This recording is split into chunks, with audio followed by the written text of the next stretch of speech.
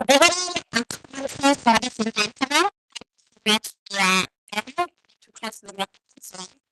it okay? Perfect.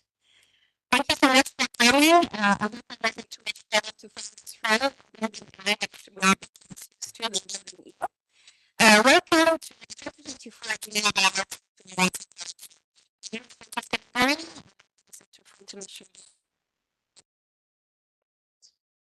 Geneva Dialogues are organized by the Office of the High Commissioner for Human Rights, the Geneva Friedrich-Ebert-Stiftung, Geneva Office, Justice, Center for International Rights, Luxembourg. This is the collective issue of the Geneva Dialogues, which are becoming very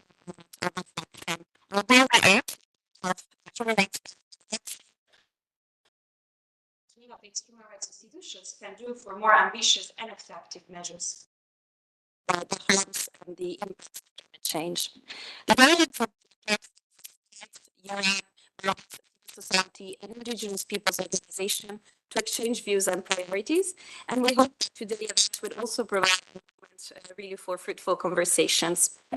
Every year we identify a topic that makes sense for the broader international context and is very timely. And so for the 2024 Geneva Dialogues, we have decided to address two themes: the role of Geneva-based human rights mechanisms in addressing climate harm, and then Geneva-based human rights mechanisms and climate-related ongoing international legal processes. And of course, I'm referring to the three ongoing advisory opinion processes before international courts and tribunals. Regarding the first panel, with mounting climate impacts across the globe and ongoing processes that are addressing the issue of mounting loss and damages associated to climate change, the panel will look at what we mean by climate harm, how human rights obligations should underpin states' responses. And we will also discuss the importance of participatory processes to ensure that those who are most impacted by climate harm can actually safely and meaningfully inform relevant processes on climate change. The second panel will discuss the three ongoing advisory opinion processes before the International Court of Justice, the International Tribunal of the Law of the Sea, and the Inter-American Court on Human Rights, and really discussing what role Geneva-based human rights institutions can play to inform these processes. Before I give the floor to our first speakers, maybe a couple of housekeeping rules. This is a public event and is being live streamed and recorded. We will have a 15-minute break before the first and the second panel at around 3:30 p.m. And then a small reception for those who wish to join us at the end of the event at around 5:15 p.m.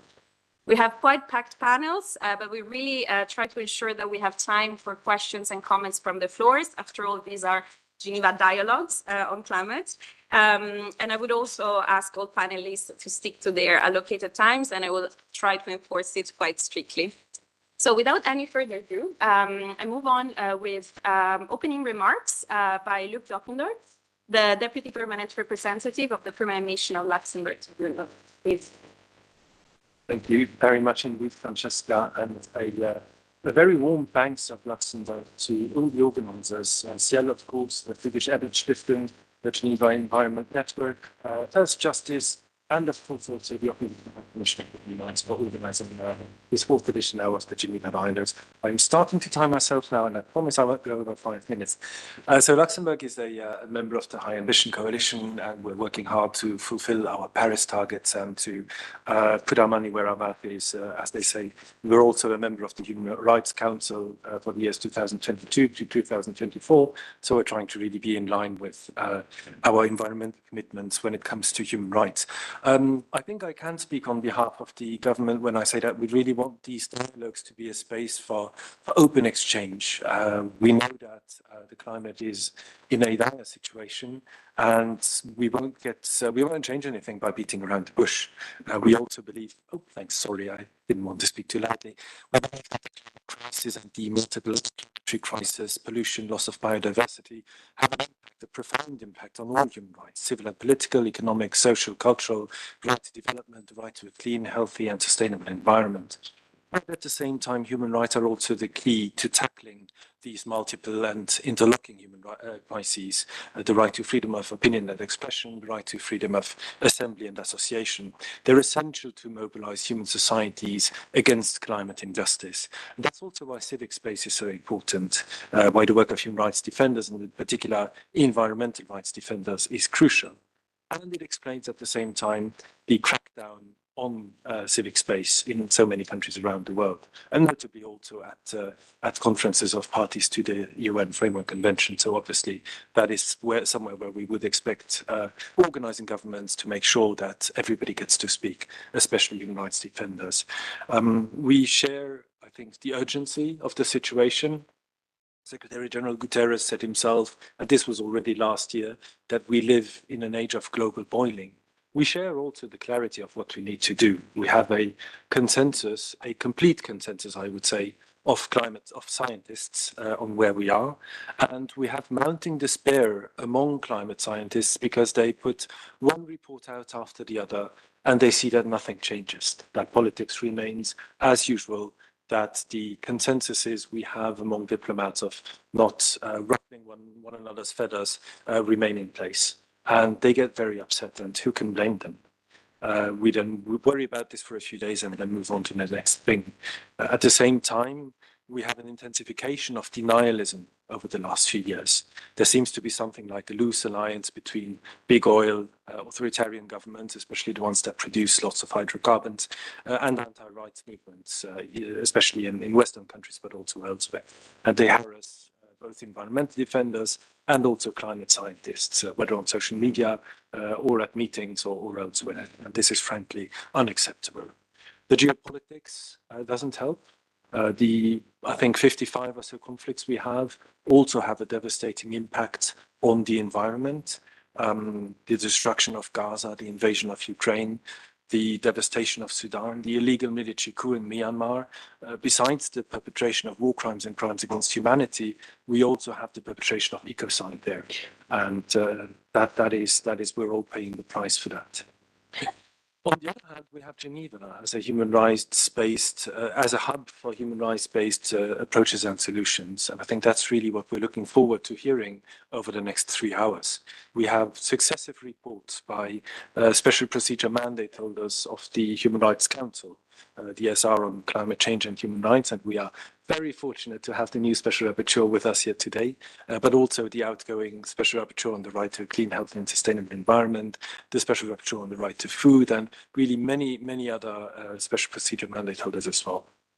We have a new idea of the High Commissioner for Human Rights and his office on a human rights economy, the idea of placing the economy at the service of humanity and not vice versa.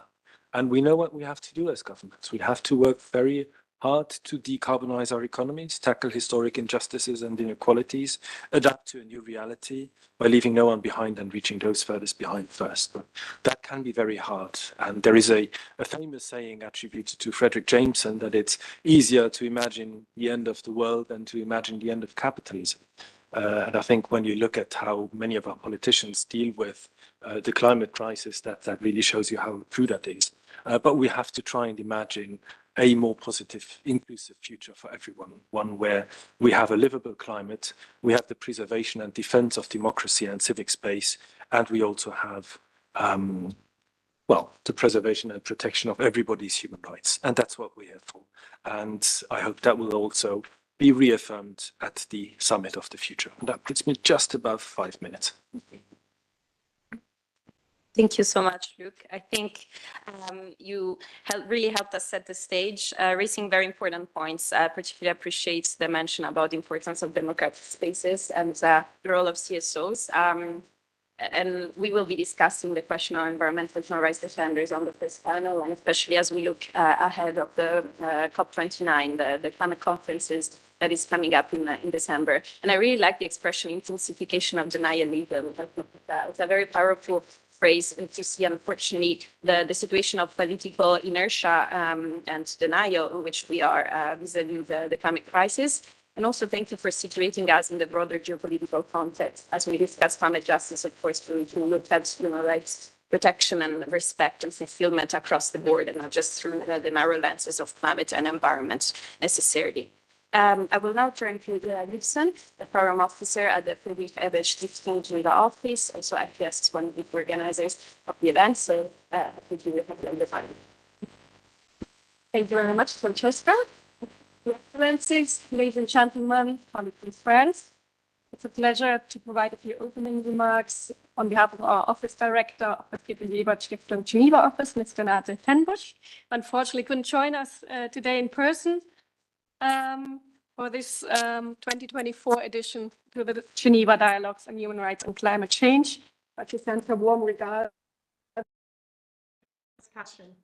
My name is Ira Gibson. I work for the FES Geneva Office as Program Officer for Human Rights and Development, and we are co-organize this Geneva Dialogue this year again with CIEL, OHCHR, Earthjustice, the Geneva Environment Network, and with the support of the government of the Grand Duchy of Luxembourg, for which we're very grateful.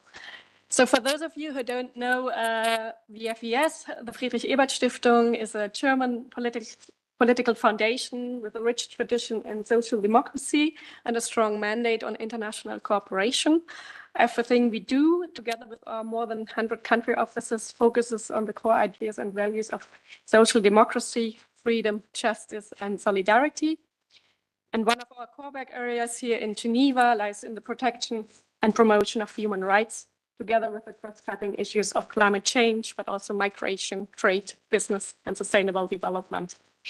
So we have been supporting the UN human rights mechanisms in the norm setting and norm monitoring functions in the field of human rights and climate change for many years by creating, for example, this kind of space for exchange and with a particular focus to bring in the voices from civil society who are so relevant to inform the current debates and processes for ambitious climate action.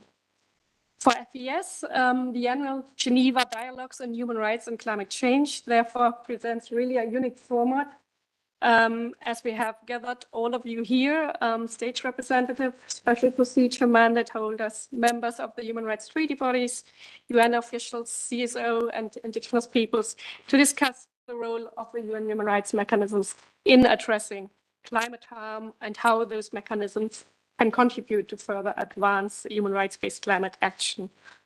We also feel particularly delighted to have on this occasion the new Special Rapporteur on Human Rights and Climate Change, Ms. Elisa Marguera, with us, who just started her mandate at the beginning of the new month. And we are very much looking forward to your input today, but also a fruitful collaboration over the course of your term.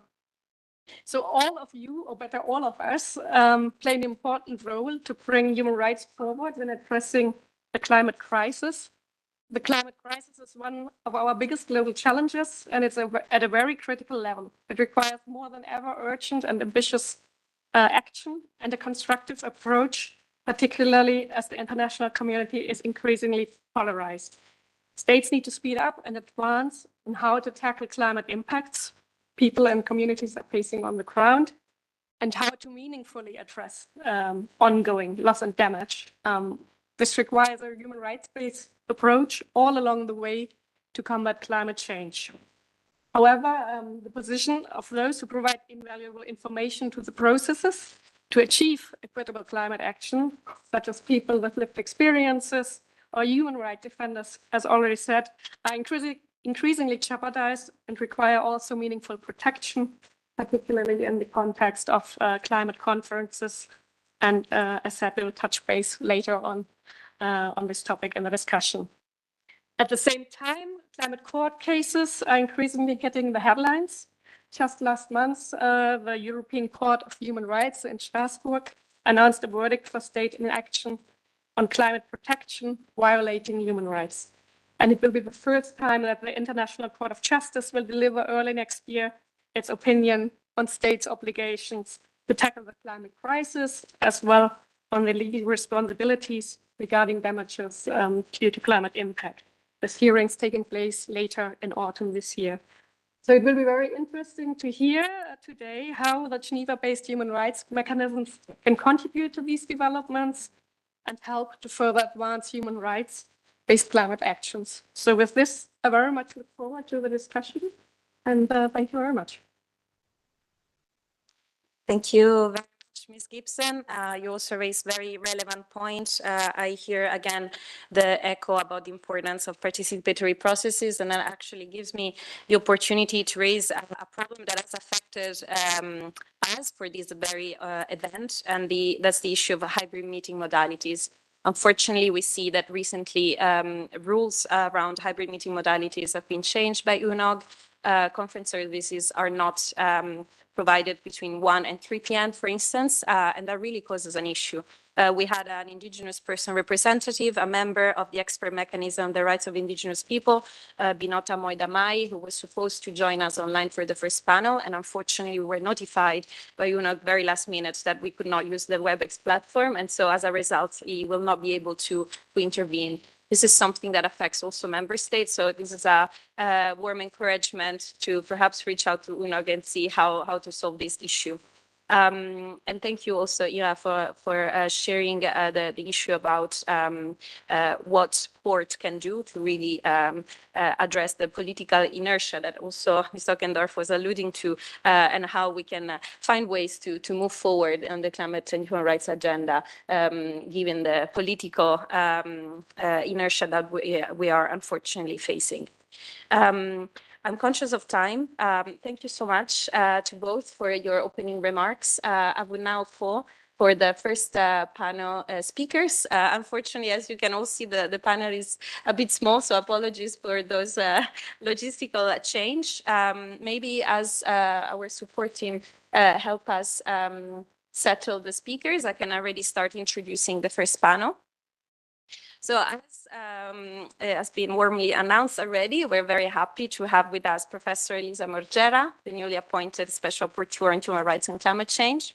We will then hear from His Excellency Pandung Mai, the Permanent Representative of Vietnam to the United Nations, Benjamin Schachter, Coordinator of the Environment and Climate Change Team at the OHCHR, the Office for the High Commissioner of Human Rights, Ms. Nala Haidar, a member of the Committee on Elimination of All Forms of Discrimination Against Women, CIDO, and Yves Lador, a representative to the UN of Earthjustice.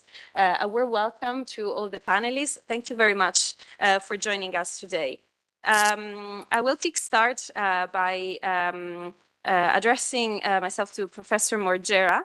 You have been appointed as the Special Rapporteur. Here you are, sorry. Human Rights and Climate Change just in April. And this is your first public event at the UN. So we're very happy in your new capacity, of course. We're very happy to provide you with this platform. And I'm sure many of the participants are keen to hear about your expectations and how you see yourself in your mandate. And if I can say also, the Geneva Dialogues in the past has played quite an important role in the establishment of the mandate. Because I remember in a few past sessions, key countries that were involved in the campaign to establish this new mandate announced their willingness to support this idea during the dialogues. So as we say, we were saying at the very beginning of this event, addressing climate harm requires, of course, taking a wide range of actions, whether it's adaptation, mitigation, addressing losses and damages, and especially looking at climate harm, how we reduce it and also provide redress to it. And of course, in your new capacity as Special Rapporteur, you will be looking at all these issues. And you also come, of course, with a wide expertise, being yourself from the academia and having worked also closely with civil society organizations and states. So we're sure that your wealth of experience will equip you very well to handle these big challenges that is being a Special Rapporteur. So can you provide us with thoughts on the role of the Human Rights Council in general, but also especially your own as a Special Rapporteur to ensure that human rights can meaningfully underpin state action to address climate harm? Yes, thank you so much for the question and for the opportunity to speak with all of you today, the organizers, thoughts for the role of this mandate, and particularly getting to learn and take stock of all the work that other special rapporteurs and other UN human rights processes have been increasingly taking on human rights. I'm certainly reflecting on the role of the special rapporteur to contribute to the development of international standards on human rights and providing an independent view on that, coming from an international environmental law background, which is what has been my career for the past 20 years, I can clearly see the value add of human rights in clarifying minimum conduct of states in areas where international environmental law and international climate change law generally tend to be quite open and feminine, and leaving significant marginal discretion of the state. That marginal discretion, of course, is really important to make sure solutions are very locally grounded and developing participatory processes, but it is really important to shine a light on what is the minimum necessary to prevent human rights violations. And in that sense, what I find really illuminating in the standards and process of human rights is clarifying questions of equity, equity between states, but also equity within different sectors of society that are invoked and form the rationale of international climate change law, but remain matters of contention and that are generally left unaddressed in legal terms under those regimes. And that, of course, is very important for clarity and for accountability. But equally, I think that there's a whole sense of how international environmental law and international climate change law are still relatively new in addressing intersectionality. And there's a lot that can be drawn on from the work of different communities of practice within the broader human rights community to really help the climate community to leapfrog to where we are at the cutting edge of intersectionality and really taking that work on board in the conceiving, planning, implementing, and monitoring of climate measures. And I think the other part that I'm very excited to explore in my work with many of you is the indivisibility of human rights and how that helps that system thinking, which we dearly need in international climate change law and climate action, to make sure we address the triple planetary crisis in a holistic manner and with that thinking of leaving no one behind and fully understanding the multiple dimensions of human well-being that are very much dependent on a safe climate as well as a healthy planet overall. The second part, maybe in terms of thinking around the role of the mandate, is also illuminate the transformative potential of human rights, not just the aspect of accountability, but in fact the support, the positive contribution that human rights concepts, standards, and processes can provide to very difficult political processes in trying to chart the path ahead in terms of moving towards a safe climate. And to me, that means, first of all, moving away from that idea of the social acceptability of climate response measures. That is really, it's not the minimum necessary. And what we need to move towards is co-developing climate solutions with human rights law holders on the basis of their lived experience, living memories of past and continuing injustices, and all their insights into what climate change is, how it is felt, and how it can be responded to. And that, I think, has broader implication in terms of also the science we need and the technology we need to move along that path. And I think there's a need across international climate change law, but also other areas of international environmental law and the law of the sea to, I think, move away from a now obsolete understanding of technology and capacity being a unilateral flow from the global north to the global south, and rather moving towards a normative basis and good practices for co-developing solutions, technological solutions, and mutual capacity learning in addressing those global challenges with different capabilities. And that, I think, can feed into part of my mandate, which is provide advice for technical cooperation. The third aspect, I think, related to the transformational potential of human rights is not only focusing on protection, but equally trying to think about the full realization of human rights. And what would that mean? What would that look that transformation like? And I think that's where we can really think about a transformational process in engaging with human rights at the national level and internationally, and really valuing those different life experiences, diverse knowledge systems, and I think experiences of injustices and climate injustices as a source of essential knowledge and understanding for a dialogue on what is needed, but also equally a frank dialogue on what has not worked so far in addressing climate change and what else we need to do, how we need to go about it in a different way. And very much taking as much as possible a dialogue where every side of the debate, and I know in discussing equity, hearing to every possible side is really where then we get the deeper sense of both complexity, but also the opportunities that are there to co-develop a different approach and hopefully a more effective and equitable approach to the climate crisis. Thank you very much, Ms. Margera.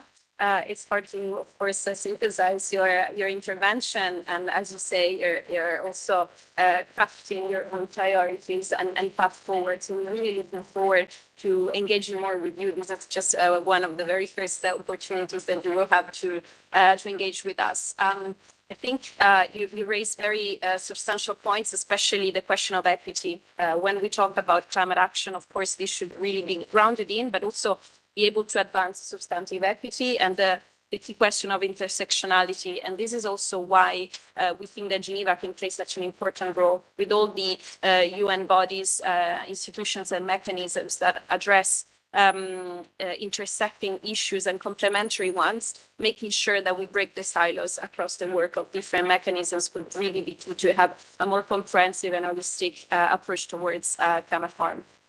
And of course, the point about co-developing solution between the traditional, this unfortunate divide between the global south and the global north, and so going beyond the Euro polarization, really finding solution that can really provide us solutions for this global crisis that affects any country in the planet. Looking ahead at the role of the Human Rights Council, we are, as we all know, approaching the 56th session of the Human Rights Council, and we have the pleasure to have with us Ambassador Dung Mai, permanent representative of Vietnam to UNOP, and we know, of course, that Vietnam is a member of the core group, the penholder of the resolution on human rights and climate change.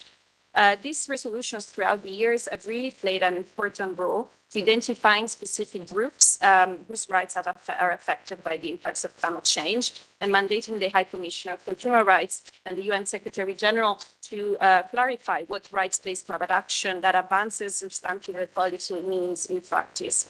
So we're keen to hear from you, Your Excellency, what are your plans for this year's resolution, and how do you think that further work can be conducted to ensure that these annual processes can be well equipped to really guide the Council on rights-based climate action? Thank you. Thank you, Francesca. Thank you for your question, Excellencies and dear colleagues. At the outset, I'd like to thank the organizers for inviting us to the important event that mobilized various stakeholders to talk about a very important question, climate change and human rights. And nowadays, the climate crisis presents a new global crisis that requires urgent and ambitious action from government and various stakeholders. We are talking about the role of the Geneva-based human rights mechanism, and especially the Human Rights Council, its member states. The Human Rights Council and its mechanisms have been pivotal in raising awareness about the intricate linkage between human rights and climate change, and contribute significantly to climate change action by cultivating understanding and the kind of right-based approach to various climate initiatives. Many core groups and stakeholders of the Human Rights Council have addressed these critical issues and climate change through different perspectives.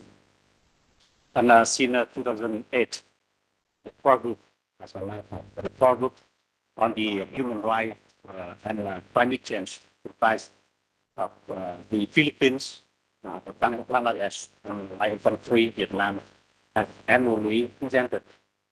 So short, over the past 15 years, the resolution have been instrumental in highlighting the impact of climate change on vulnerable populations, including women, children, persons with disabilities, elderly, and migrants. And moreover, they have underscored the cross-cutting issues such as the right to food, livelihood, loss, and damage. And so far, as the climate crisis escalates and the call for urgent and more ambitious climate action grows louder, the core group wants to delve deeper into addressing the intricate linkage between human rights and climate change.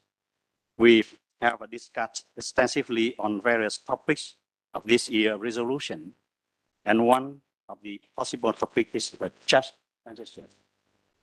While commitments like the Paris Agreement and the Net Zero pledge signal progress by 2050 and are examples for commitment that aim to enhance resilience to climate impacts, they also necessitate careful consideration of their impacts on human rights. With transition to a low carbon economy holds immense potential positive change, particularly for vulnerable communities disproportionately affected by climate change. However, it also presents a risk to workers, local communities, and businesses reliant on the current fossil fuel economy. The right encompassing employment, income, social security, and environment must be safeguarded throughout this transition process. And the transitions to address the climate change crisis should be just, meaning that it leaves no one behind and respect and protect the right of everyone involved in this process. The term just transition refers to the transition to a human rights economy that is fair, equitable, inclusive, sustainable, create decent work opportunities, reduce inequalities and poverty, and as well as uphold the human rights of workers and affected communities. The draft resolution will build upon previous resolutions on human rights and climate change. It will seek to, among others, one, recognize the need to ensure a just transition to a low carbon economy in our effort to address the climate change crisis. Two, raise awareness of intersection between human rights and climate change, fostering global understanding and solidarity. And three, go for international cooperation and assistance, including capacity building, technical and financial support, technology transfer, innovative financing, resource pooling, and other means to ensure the just transition. The draft resolution signifies a commitment to upholding human rights in the face of the climate crisis. By embracing a just transition, we can navigate towards a sustainable future that leaves no one behind. The core group welcome inputs and comments from all stakeholders in the draft process of the resolution. And until now, the Human Rights Council, through different core groups and mechanisms, has made commendable effort in addressing human rights and climate change, providing a foundation for further progress.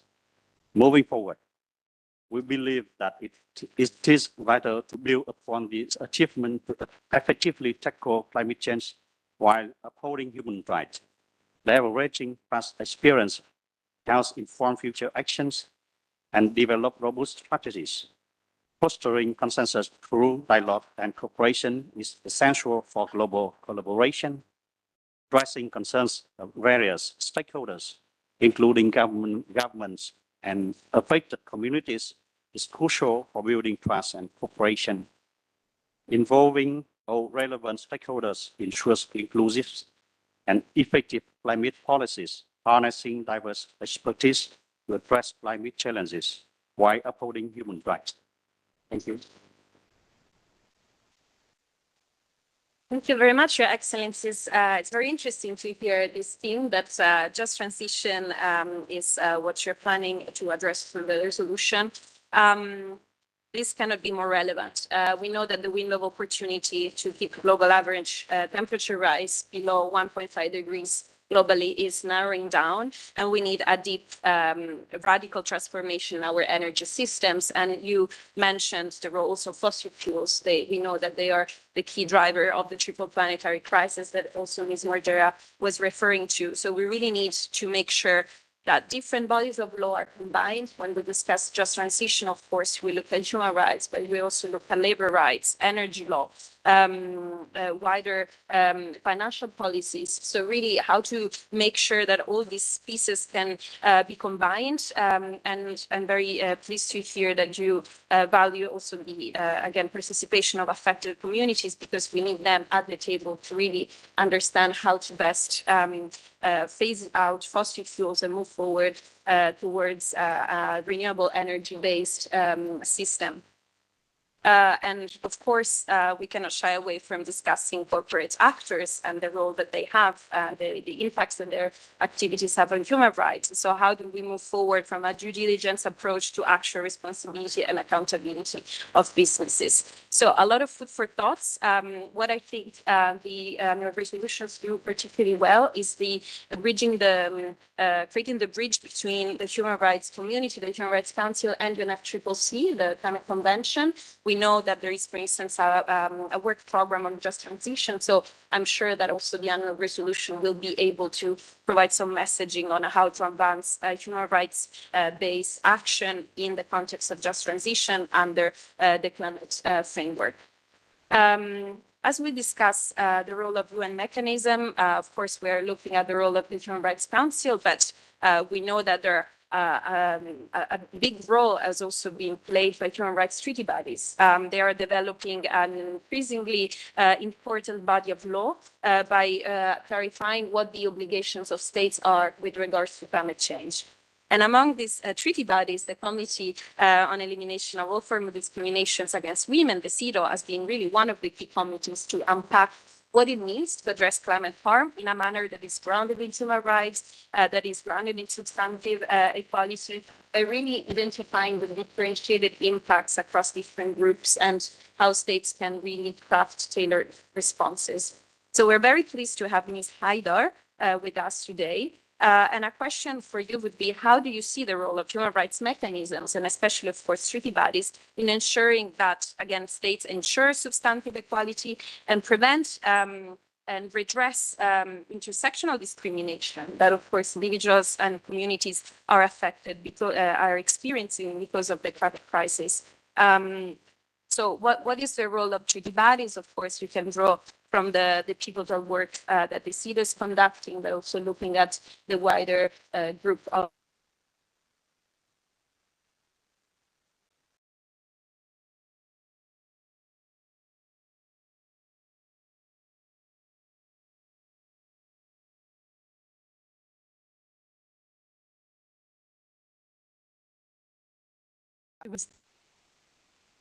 fortunately still there, but your presence help us believe that we can still commit ourselves to more.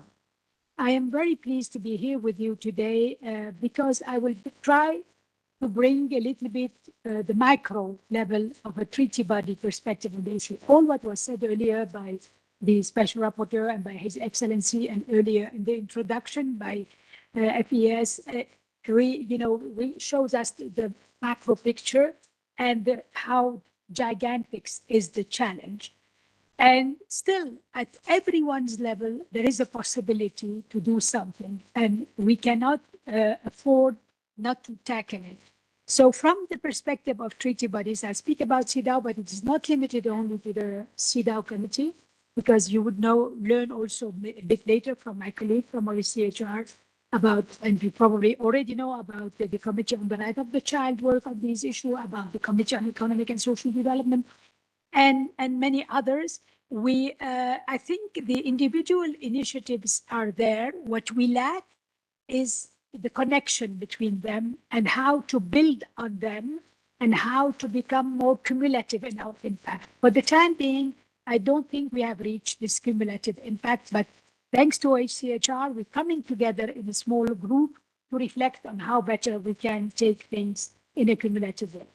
For CEDAW, the consultation was really clear, like a decade ago, how much crisis, extreme weather event, disasters affect and set back rights of women and girls. So from that perspective, CEDAW felt that there was constant threat to the realization of rights due to several crisis, disaster events, including climate change. And therefore, we reached the situation where, after developing several general recommendations that deals with conflict, post-conflict, we developed one general recommendation on the disaster risk reduction, the gendered impact of disaster risk reduction in the context of climate change. And that was back in 2018. So it was a kind of precursor. But we didn't have much tools to be able to explain to state parties their obligation in that regard, because we didn't have enough scientific evidence, at least it did not reach us. Now, thank God for the IPCC and all its work, and the fact that we are kept informed, we are able to present those scientific evidence that are the backbone of the required change that we are seeking, to be able to speak more authoritatively about adaptation policies, to be able to ask a state party what are the protective measures. But again, I agree with the previous speaker, it's not only about protection, it's about transformative approach. It's about preempting than just reacting by protecting. And we also need to have them more engaged in collection of proper data so that we continue to feed in the scientific analysis of the impact. We have also been able in the past few years with the general recommendation to look more concretely at what does it mean empowerment of women and girls in decision making, and what does it mean from the education level to the access to information, and how can state party go about access to information for women and girls, in particular, those that are more affected because they live in remote area or in rural area and they don't have the same access to information. So from day one, the notion of the fact that climate change contribute to increasing discrimination, in particular from an intersectional perspective, has been with us. And we have been trying to tackle it in a very country-specific manner in every dialogue where this is relevant. We have also been able now to have a body of concluding observation. And for those of you who do not know, this is the instrument with which we measure how the state party has been able to implement the convention, where it had weaknesses, and we make recommendations for them to address. So in the concluding observation, increasingly we're speaking about the mitigation measures, the international cooperation, including extraterritorial obligations. And we are activating increasingly the relevant international frameworks, that is the SDGs, the UNFCCC, obviously Paris, but also Sendai. And we try always to engage the state to report its progress for the next review. So we'd like to be able with this process to put it at the service of all the users so that we can build incrementally on it. Now, we have also a possibility, we have not done that yet, but I'm just suggesting it, to do more through the follow-up mechanism to the dialogue with countries. Maybe we should be taking in certain particular countries some follow-up recommendation on climate adaptation to be able to measure, because unfortunately the cycle of reporting is like 4 to 5 years, sometimes it goes beyond, and then things are fall between the cracks. What I wanted to say also, in order not to take more time from the next speaker, is that we are so conscious that and so happy about the recent development in litigation. And I mean, everyone has it on its mind, the verdict of the European Court that is for us so important, because it's the first case where gender dimension is captured and with its intersectionality. So this will have international ripple effects, most directly by establishing a binding legal precedent for all 46 countries, but beyond that also. So I think we have a sort of opportunity, like the ruling itself says, the question is no longer whether, but how human rights courts should address climate change matters. So I think we are in a new era now, but we need to consolidate and establish link and disrupt a little bit the silos approach. We're trying to do that at the end of the treaty bodies. We're happy to acknowledge the new special rapporteur, and we would love to be able to cooperate more with her, and to continue to thank OHCHR for bringing us together also with major stakeholders like yourself, state parties. Thank you. Thank you, Francesca. Thank you very much. Sorry, could you maybe unmute yourself just to avoid echo? Thank you so much, Ms. Haider. You also raised a very important point. One that really stuck out to me is the role of science really in interpreting human rights law. As you say, the IPCC is also providing crucial data and evidence of the urgency of climate change, but also how to assess the level of action that states are required to ensure vis-a-vis their human rights obligations. And this is, for instance, really a key argument that is being put forward in the context of the advisory opinions to really to make the case that human rights law should be informed by the best available science. You mentioned litigation. I see more and more concluding observations and general comments being also relied upon by courts in their decisions. And so we see the crucial importance of treaty bodies to help craft and make the human rights law evolve over time. And finally, of course, you mentioned the general comment 2018. CIDO really has played a role to open the way to committees.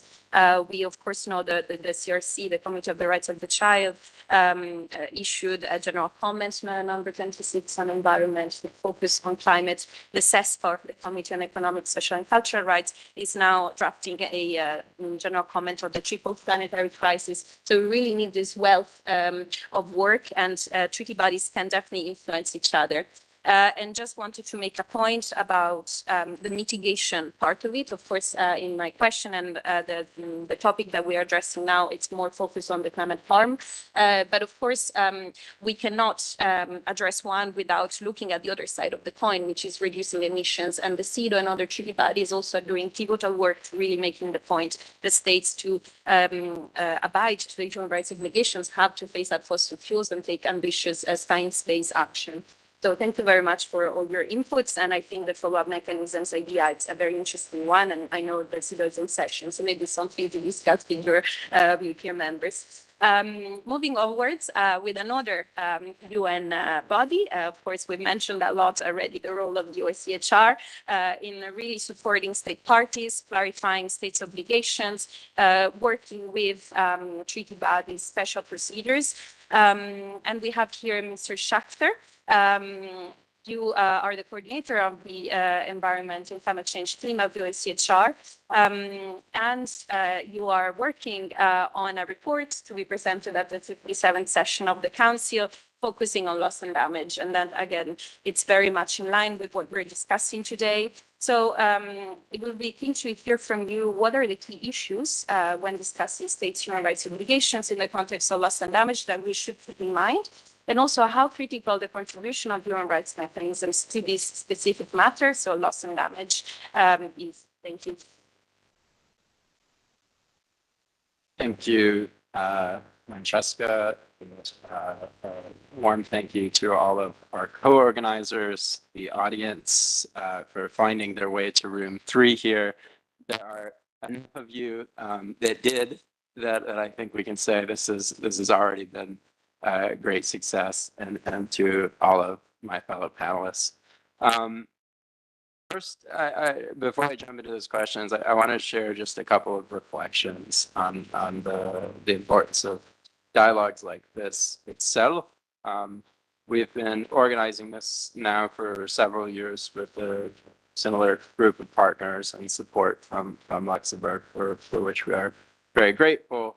But we have similar discussions at the UNFCCC negotiations as well.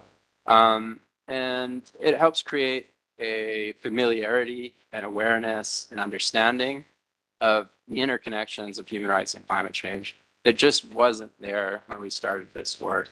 And the Human Rights Council resolutions that have been brought for the last 10+ years by the core group of Vietnam, Philippines, and Bangladesh, I think have done the same thing. They've really entered human rights and climate change into the discourse in a way that it wasn't quite there before. Now, people have been talking about human rights and climate change for a very long time, so don't misinterpret that statement. But the fact that the office is now working on its 9th Human Rights Council mandated report on human rights and climate change. The special procedures mechanisms of the Human Rights Council have worked extensively in this subject matter, and now, I have the privilege of being seated next to the second special rapporteur on human rights and climate change, and that the human rights treaty bodies have engaged so deeply in these issues, as you've just heard from Nala, really relates to the work of the council on this and other resolutions, which I think is so important. That said, I think the council can still do more, and so we'd love to see more done in terms of taking up recommendations from the report, in terms of creating mechanisms for follow-up and capacity building related to recommendations from this huge body of work that the human rights mechanisms have produced. And in terms of projecting it very clearly into other processes. And I think this is one of the real challenges out there, which is that there is an effort to create silos, to say, here you talk about human rights, here you talk about climate change, what are you doing trying to mix those two things?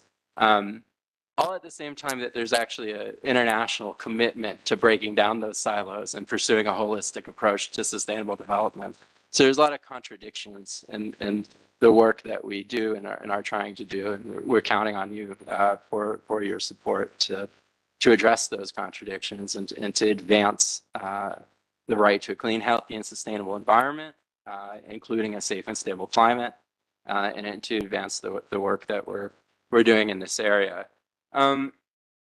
So now I'll say a few words about that very specific work related to the latest Human Rights Council resolution 53/6, which mandates a panel discussion on human rights and climate change, which will take place, I believe, 1 July, but I'm not sure if it's 100% confirmed. So keep your eyes on the calendar. And that panel discussion will focus on loss and damage and sustainable livelihoods. So that would be a nice transition towards the potential next subject of the council resolution on Western Edition. And we're welcoming that consideration of that theme, let's say, and look forward to supporting the informal discussions. And it also mandates a Secretary General's report on loss and damage, and in particular, rights and equity-based approaches to loss and damage from climate change. That Secretary General's report will go to HRC 57. That's the session happening in September/October.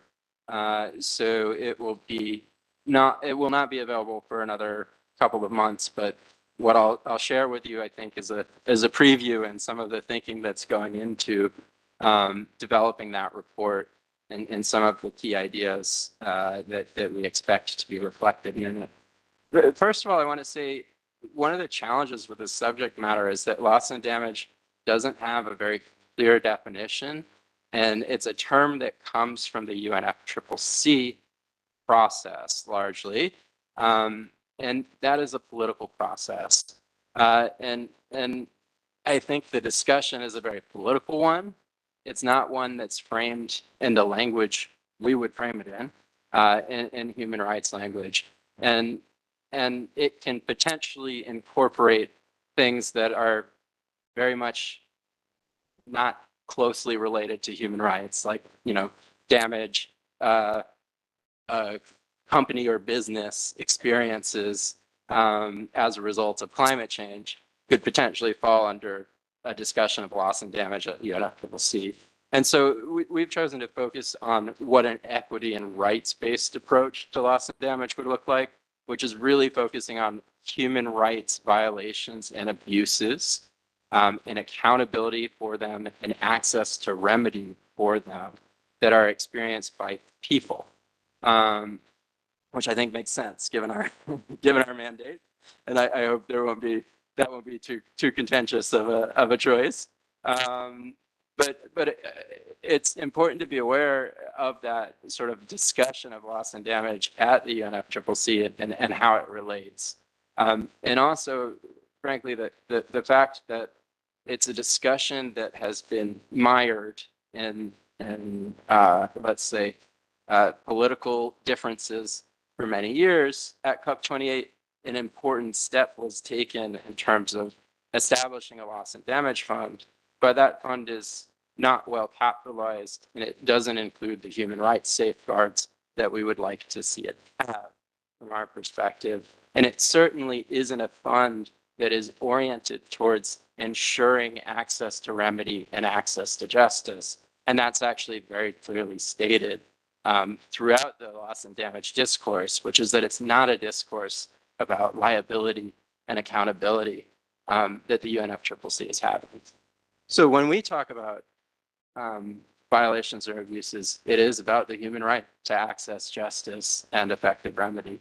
And when we thought about this from an equity perspective, there were a few main sort of areas that came up to us, right? One is just integrating rights throughout policies, and that includes nationally determined contributions and national adaptation plans of action, and you know, laws and policies on climate change, as well as loss and damage risk assessments, and so on and so forth. And it includes social protection. One of the most effective ways to guarantee access and climate resilience to people is a social protection floor. And that might not be the first thing that jumps to mind when people think about loss and damage traditionally in terms of maybe responding to an immediate crisis. But the way you build resilience is through social protection. The human rights economy, a few people have already raised that, really thinking about how do we change tax structures so that the people responsible for perpetuating the climate crisis are the ones that pay for it? How do we increase accountability through our economic systems for the environmental crises that we're experiencing? Litigation and access to justice, we know there's a lot of it happening. There's the advisory opinions, which were raised earlier. How do we facilitate better access to justice for those who have been affected by climate change?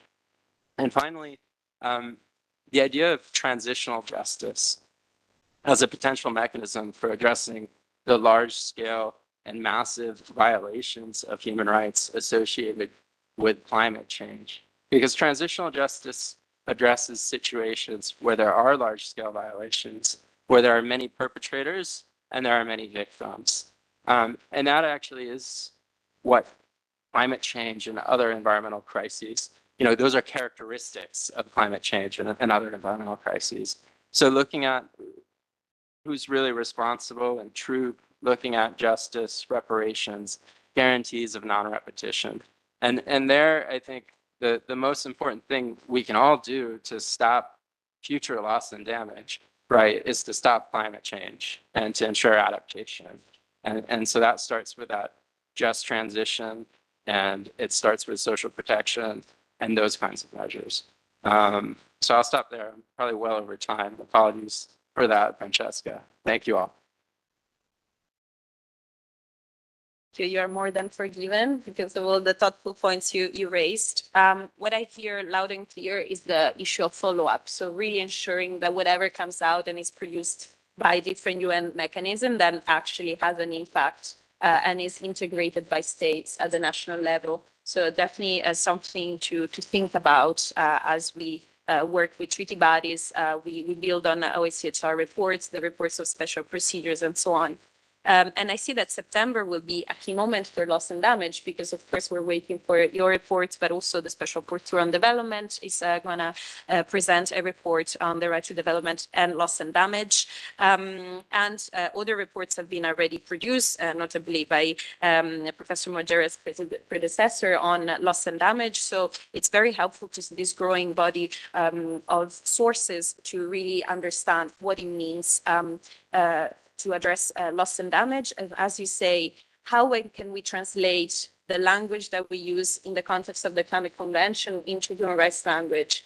We see often, as you were saying, that unfortunately the loss and damage conversation under UNFCCC is framed through finance lenses. And so what are the other points that we should look at? Redress, access to justice, accountability, social protection. And that's why it's so key for human rights institutions to look at this dimension.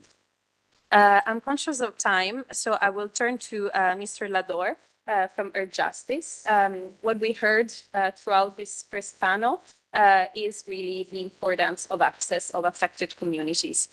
When we discuss climate harm, we cannot shy away from the issues of democratic processes, safe and meaningful participation. Because of course, if we don't integrate those communities and individuals that are closest to the impacts of climate change, we cannot expect meaningful actions and measures that really address their rights and needs. And what we see at the national and international level, unfortunately, goes against this. We see an increasing number of repressive policies against environmental human rights defenders and protesters across all regions. And also at the international level, looking at climate change conferences, we see an increasingly restrictive space that does not allow for a safe and open participation of civil society and indigenous people's voices. So, Mr. Lador, you, of course, been around Geneva for many years, engaging with a lot of human rights institutions. You also attended many climate change conferences, so you saw firsthand the challenges that participants are facing there. So can you tell us more, first of all, about these ongoing challenges, especially, again, in the context of the climate change conferences, and what Geneva-based human rights mechanisms can do to identify these threats and inform relevant processes? Thank you. Yeah, yeah. Thank you very much for the invitation and for this introduction. Indeed, and to start with your last point, I think there's a lot of work to be done here in Geneva, not only just toward the coming COP, and I'll come back on that, but also to have in mind that we are right now in the preparation process of the NDCs, which have to be given in the process of the UNFCCC next year, 2025. There was a lot of enthusiasm for the first NDCs. Everybody knew about it, but I hear very little right now about the fact that we are in the revision. They are crucial. These are the national commitments that added together should give us the target for the whole of the international community. So they're very, very important process. And as it has been said by the chair, but also very, very eloquently by the new special rapporteur, we need a clear public participation in this process in order to have the information, in order to see what is happening in the ground, and also to develop and to mobilize for solutions. So this must be a participatory process. And this is something that we will need to discuss at the coming session of the Human Rights Council, and we look forward to having the resolution presented, the annual resolution presented by the core group. And it will be the discussion, as it was just said by Mr. Schachter. We will need to continue also this discussion at the Human Rights Council 57th session in September. And of course, this will lead us to the coming COP. And let's not forget that when we think about the coming COP, we also, as a human rights community here in Geneva, to have in mind that we are also celebrating the 5 years of the adoption of the resolution 4011 on the protection of environmental defenders. This is a compass for all of us. It was adopted without a vote, and I think it was sending a very, very clear message. So in this process towards COP29, we have two meetings or two deadlines coming up very quickly. The 60th meetings of the subsidiary bodies of the UNFCCC in Bonn in June, and of course, the coming session of the Human Rights Council. Actually, last year, in the subsidiary bodies in the 59th meeting, there was a very interesting and positive development with the adoption of the arrangements for intergovernmental meetings, which you can find at the today for the coming session at SBI/2024/8.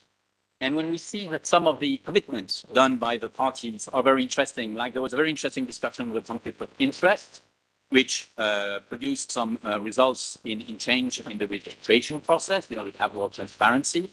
And there are also commitments to ensure meaningful engagement of observer organizations, to ensure also and facilitate the wide range participation of stakeholders, and also to enhance virtual tools to facilitate the remote participation of observer organizations.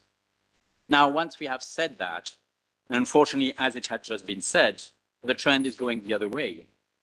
At the 60th meeting, we will not have any streaming for the side events, which will happen during the SB60. Now, how can we have participation? How can we open a dialogue with people and victims who are in the field, where now we're not allowed to reach out to them and have this type of dialogues? This is bringing, again, this type of discussion just above closed meetings. This is not possible. And these side events very often are some of the very important discussions that help to develop the negotiations within the SBs and, of course, afterwards within COP. This trend must be changed. Also, we have a very limited number of badges. Some of the very big organizations who are able to come with a number of people just receive 1 or 2 badges. This is also absolutely unacceptable. We must stop this limitation because it's a limitation that directly affects the victims and the most affected community. Another element, which is also extremely important, we must have in our hands, we must make public the host agreement for COP29. It's something that has been requested already at the previous COP. We have repeated answers saying, yes, of course, it's public.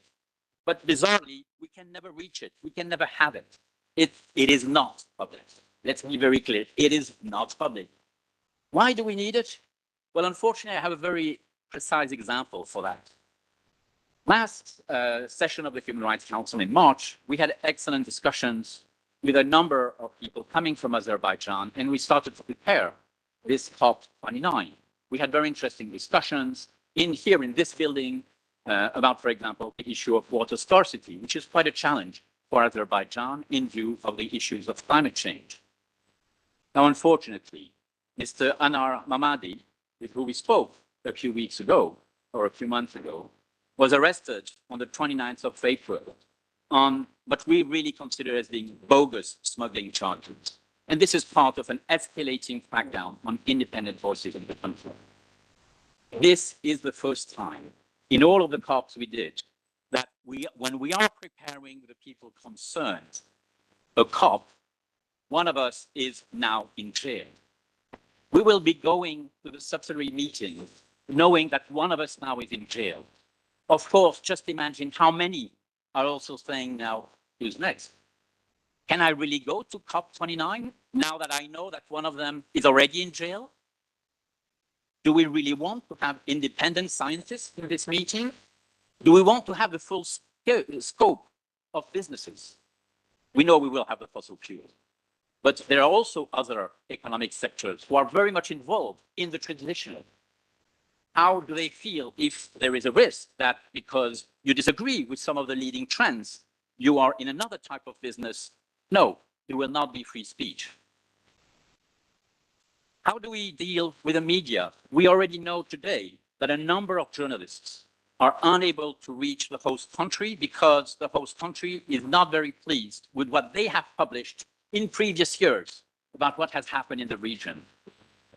Do we have free access for all of the media to the COP29? We know nothing about that. We have absolutely today no answers. Actually, we're even obliged to warn our colleagues. Be careful, check how things will develop. This is why we need a full publication of the host agreement. So this is going in a very bad direction. Now, there is a possibility to redress this and to go in the good direction. And the best thing to do for the host country is to free Mr. Anar Mamadi and to let him come to SB60 and participate freely to the preparation of the COP, which he had already started by creating a whole group of NGOs in Baku, which is called the Climate Justice Initiative. And these people were precisely preparing meetings, discussions, gathering expertise, gathering information for the preparation of COP29. This is what we need. This must be reflected, and Mr. Mamadi must be able to come freely at SB60. Otherwise, a very, very negative message will be sent in the preparation of this COP. This is something that all of us here in Geneva, all of the permanent mission, all of the organizations must put on the table and must get very, very clear to all those who are responsible. And one final word. We have heard, and these were positive messages, that there will be or are going on a number of peace discussions with Azerbaijan and Armenia. We definitely encourage them. We need a very clear message from the international community that no war must be possible as the host country is preparing and then will be chairing the UNFCCC and the COP. No war possible. This clearly must be an opportunity to settle down the situation in the region. We cannot imagine having a COP on climate change in a war zone. This is just impossible to think. So these are very clear messages, and this, I think, is partly one of the responsibilities of the community in Geneva to have a crystal clear message in the preparation of the UNFCCC COP29. Thank you very much. Thank you very much, Mr. Lador, for sharing these very concerning updates about the imprisonment of Mr. Ahmadi and the chilling effect this is already having on plans to engage within the COP. This, of course, raises a wide broad range of questions of how to choose the host countries for these conferences and what also the responsibilities of other state parties are. Looking at the room, I see many member states parties to the Aarhus Convention, the ESPESO agreement that are about environmental democracy, and they all have a responsibility to uphold these principles as they engage in international processes. And of course, we remind that Azerbaijan is also a state party to the Aarhus Convention. And also an important reminder of how important hybrid modalities are. It's not just about a technicality. So whenever we raise the issues of remote participation, this really has an impact on the final decisions that will be taken. A lot of food for thoughts, definitely as we look, for instance, at the next HRC session. I think the human rights and climate change resolution could already play a role in raising some of these points. Already last June, resolution 53/6 reaffirmed the importance of safe and meaningful participation in climate action. So already there is a basis for maybe more ambitious language in there. And again, really another call for state parties to really step up and ensure that the principles of democracy, safe and meaningful participation are upheld. With this, we conclude our panel. We still have some time. I first look at our panelists to see if they want to make very short reactions, also based on what they've heard from other panelists. I'm looking around. I see Professor Margera, just a couple of minutes maximum to see if you have reactions. Thank you. Maybe just very briefly to let the room know, I am working on 2 reports at the moment. They're coming up quite fast, mid-June and mid-July, and they're meant to really take stock of the work that has been done and where work is needed. And for the second report, it focuses on access to information with an open call for inputs. And I think what we've heard in the panel today is very critical points where access to information is really what can then unlock the more effective protection as well as the realization of both procedural and substantive human rights. So I would just welcome all the colleagues in the room and the networks that you're part of to really contribute to that call. It's really meant to be as broad as possible in terms of sectors and communities of practice that work on climate change and human rights and can really help us shed very early on barriers that then prevent the effective protection of human rights. So. Thank you. The other panelists want to make quick reactions? Oh, good, perfect. So then I will open the floor to the participants. We have around 15 minutes. Yes, I see Ms. Bacco. Please raise your flag high so I can see it. I see Mexico. So why don't we start with Ms. Bacco, and then I will give the floor to Mexico. Thank you so much for the panelists and very And it's looking at it was the future of the international and the champion external Singapore. Helping with the physical research, we are working together with potential women in countries where the Geneva Connection is serving the OHCHR action. We are open to receiving usage, and so that factors of both, so everyone is able to control motivation or impact with one of the business development related folks. This is the last gets to suspect that we're learning, before state bandits, the Senate, is not also to like a electoral voting of the person, the federal legislation. I really looked at stakeholders of both sides. I know that that's my job, but I don't know. So I was not to cancel the president, so it's pretty very important of what now, first, like my two other next, and it's very cool for the second one, we don't mention that is what one of them felt about Earthjustice. I think there are some around the and background and environmental disorder. It's very, very sad. It's a lot of human movers, especially individual leaders defending the land and defending lawful don't affect in the Canada. This is very well and we have to different together. What's something about the people that they have done. And the last thing I can say is the same from the facts. We are launching a free vaccines, a very urgent vaccines. We're doing it up random.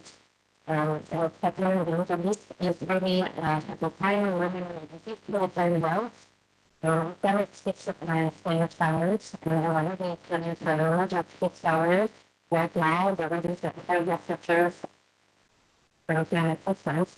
Well, the study goes, and we'll all the risk systems of the climate change, but the climate change of the natural access.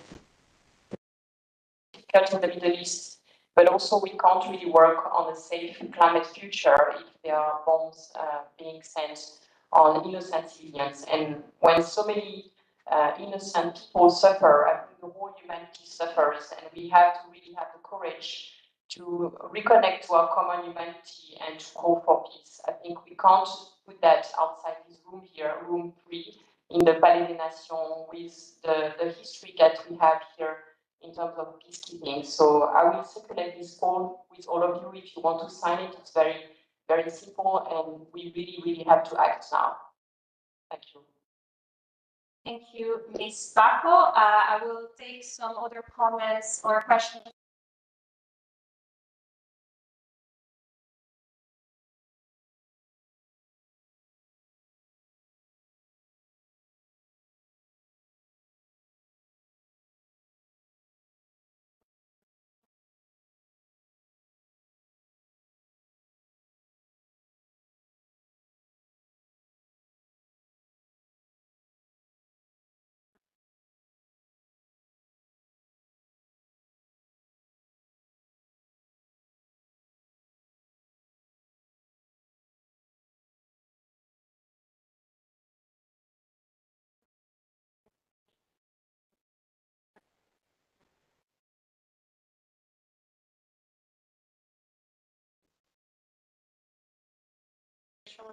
The human rights perspective.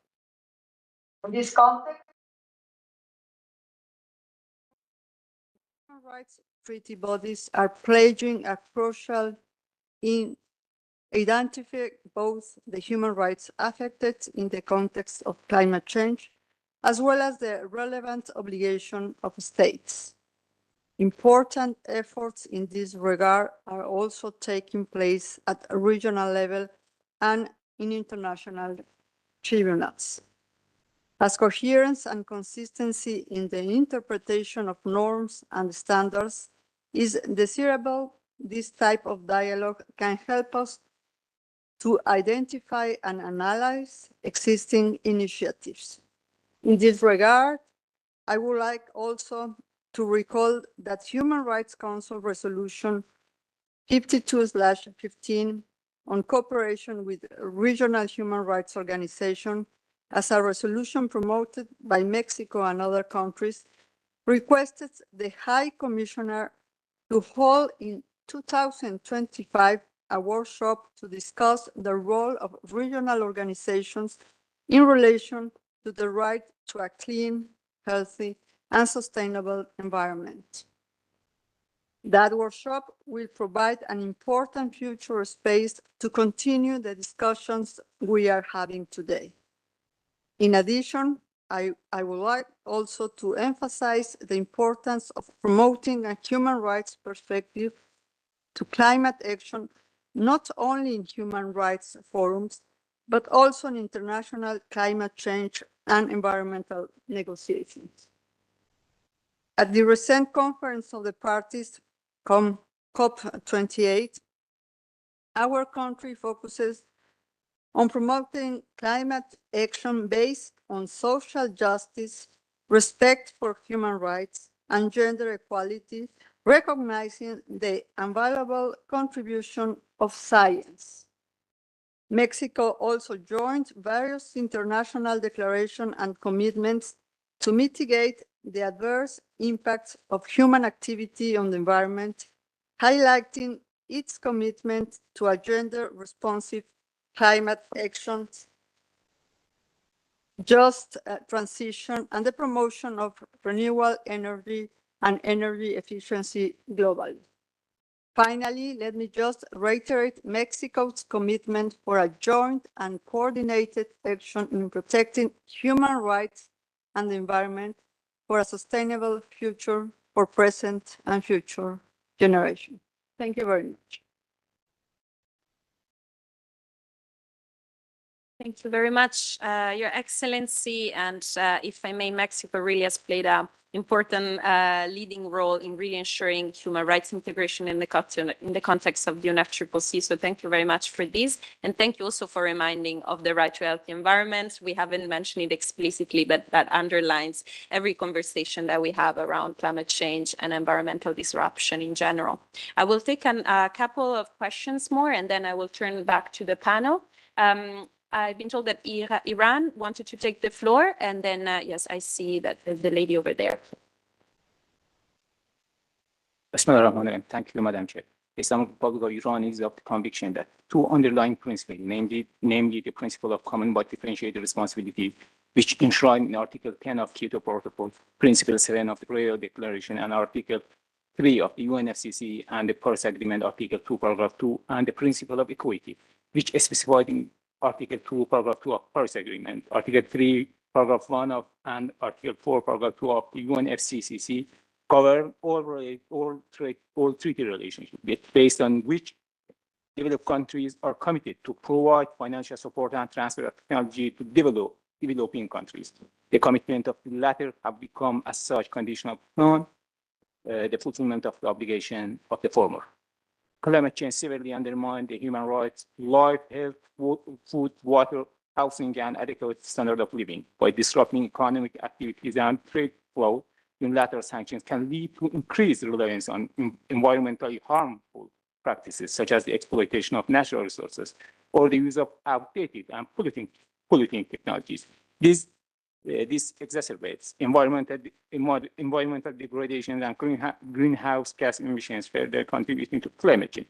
The UN Special Rapporteur on the negative impact of the unilateral coercive measures on the enjoyment of human rights has consistently highlighted the detrimental effects of unilateral sanctions on human rights and sustainable development goals. Madam Chair, international human rights law, for its part, has contributed to states' commitments with respect to the environment, the right to a healthy environment, and right to sustainable development are the rights related to the protection of the climate system and other parts of environment, the realization of which is hampered with respect to the Islamic Republic of Iran due to the imposition of illegal unilateral and secondary sanctions, or in UN terms, unilateral coercive measures. Respect for the principle of CBDR also contributes to realization of a right to healthy environment, which is again encroached upon with respect to Islamic Republic of Iran due to imposition of illegal sanctions against the nation by certain countries. I thank you, Madam Chair. Thank you for your contribution. Please, if you could identify yourself and also keep your intervention short. We are running out of time. Thank you. I hope you can hear me. I am from the Permanent Mission of Azerbaijan. I want to make the right of reply to the allegations that have made against my country. We regret that unfounded allegations have been voiced against Azerbaijan in an event on such an important topic, where Azerbaijan was not invited to be represented. Organizing such event without inviting Azerbaijan, making such statements, shows that Azerbaijan's efforts and activities as a COP29 president have not been taken into consideration. In the absence of participation of Azerbaijan, it's obvious that such claims are meant for tarnishing Azerbaijan's image as a COP29 president. When it comes to media in Azerbaijan is free, and Azerbaijan COP29 presidency is very open to cooperation and dialogue with mass media. In Azerbaijan, there is a visible revival in the civil society sector as my country continues to build the dialogue and cooperation with local and international NGOs, not just within the COP29, but other matters as well, so long as the dialogue produces constructive results and is geared towards addressing genuine problems. Azerbaijan's COP29 presidency is a broad recognition of my country's efforts with respect to addressing climate change. Also, we see that this event is being abused for malign political purposes by certain circles. We underscore that such baseless and biased allegations do not reflect the full picture of Azerbaijan's ongoing efforts and activities as a COP29 president. Thank you.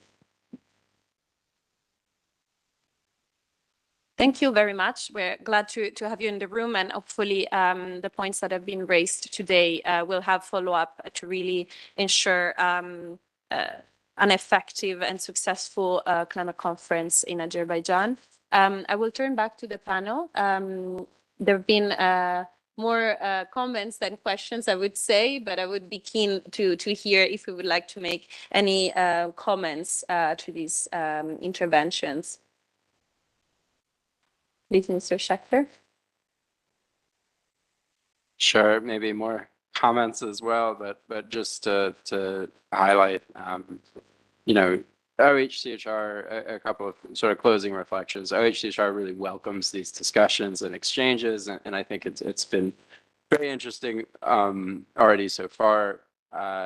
We will bring what we learn in these discussions, in these spaces, into our engagement with the UNFCCC negotiations, SB 60 and the 29th Conference of the Parties in Azerbaijan, and look forward to continuing to work with all stakeholders to advance rights-based environmental action in that context.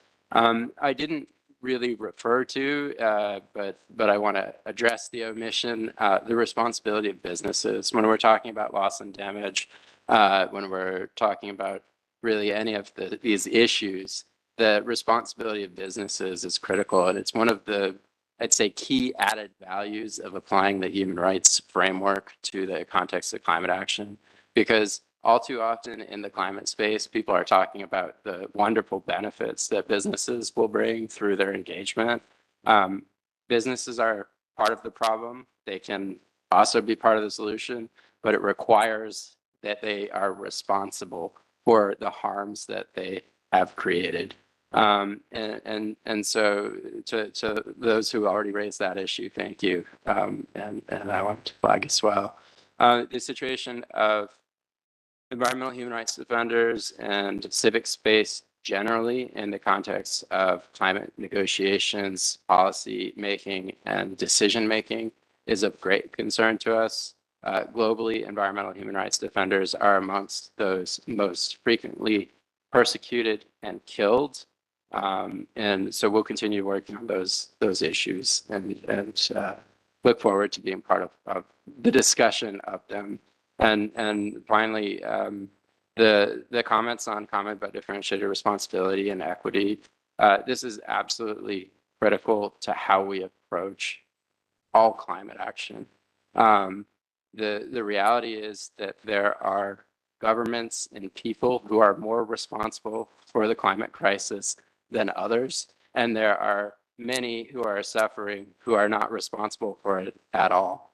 And if we're not guided by common but differentiated responsibility and equity and climate action, one, we're not following a human rights-based approach, and we're not following the commitments made under the Paris Agreement and the UN Framework Convention on Climate Change. And two, we will not have effective and sustainable action And that's what the IPCC has said, not just me, the human rights lawyer from OHCHR.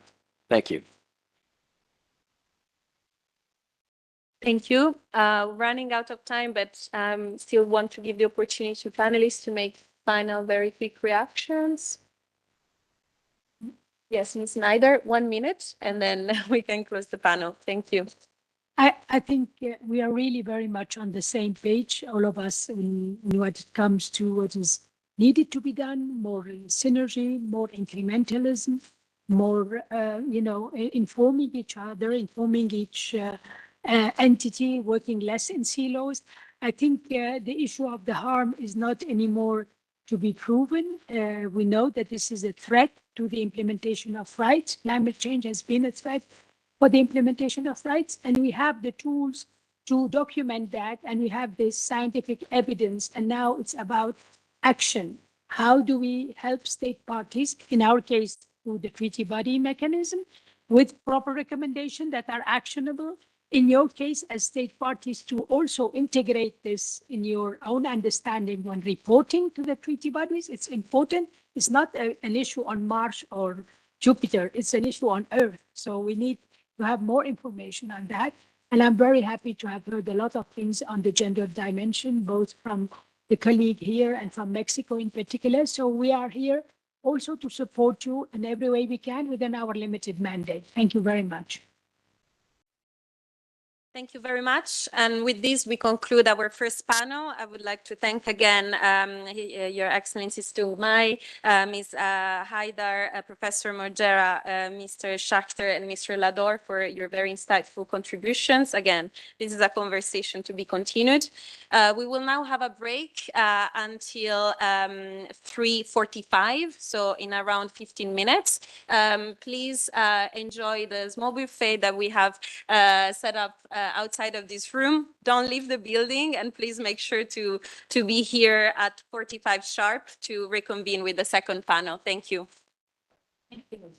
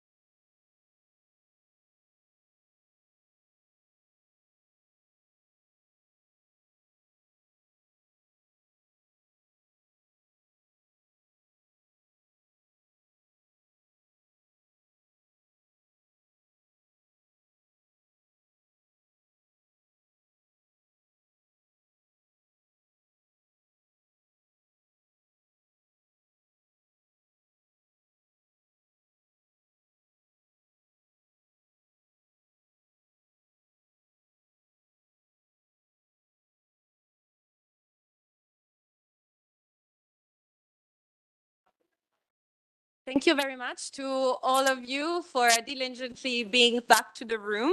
We're still waiting for a few people to be back, and we should start in less than a minute. Thank you for bearing with us.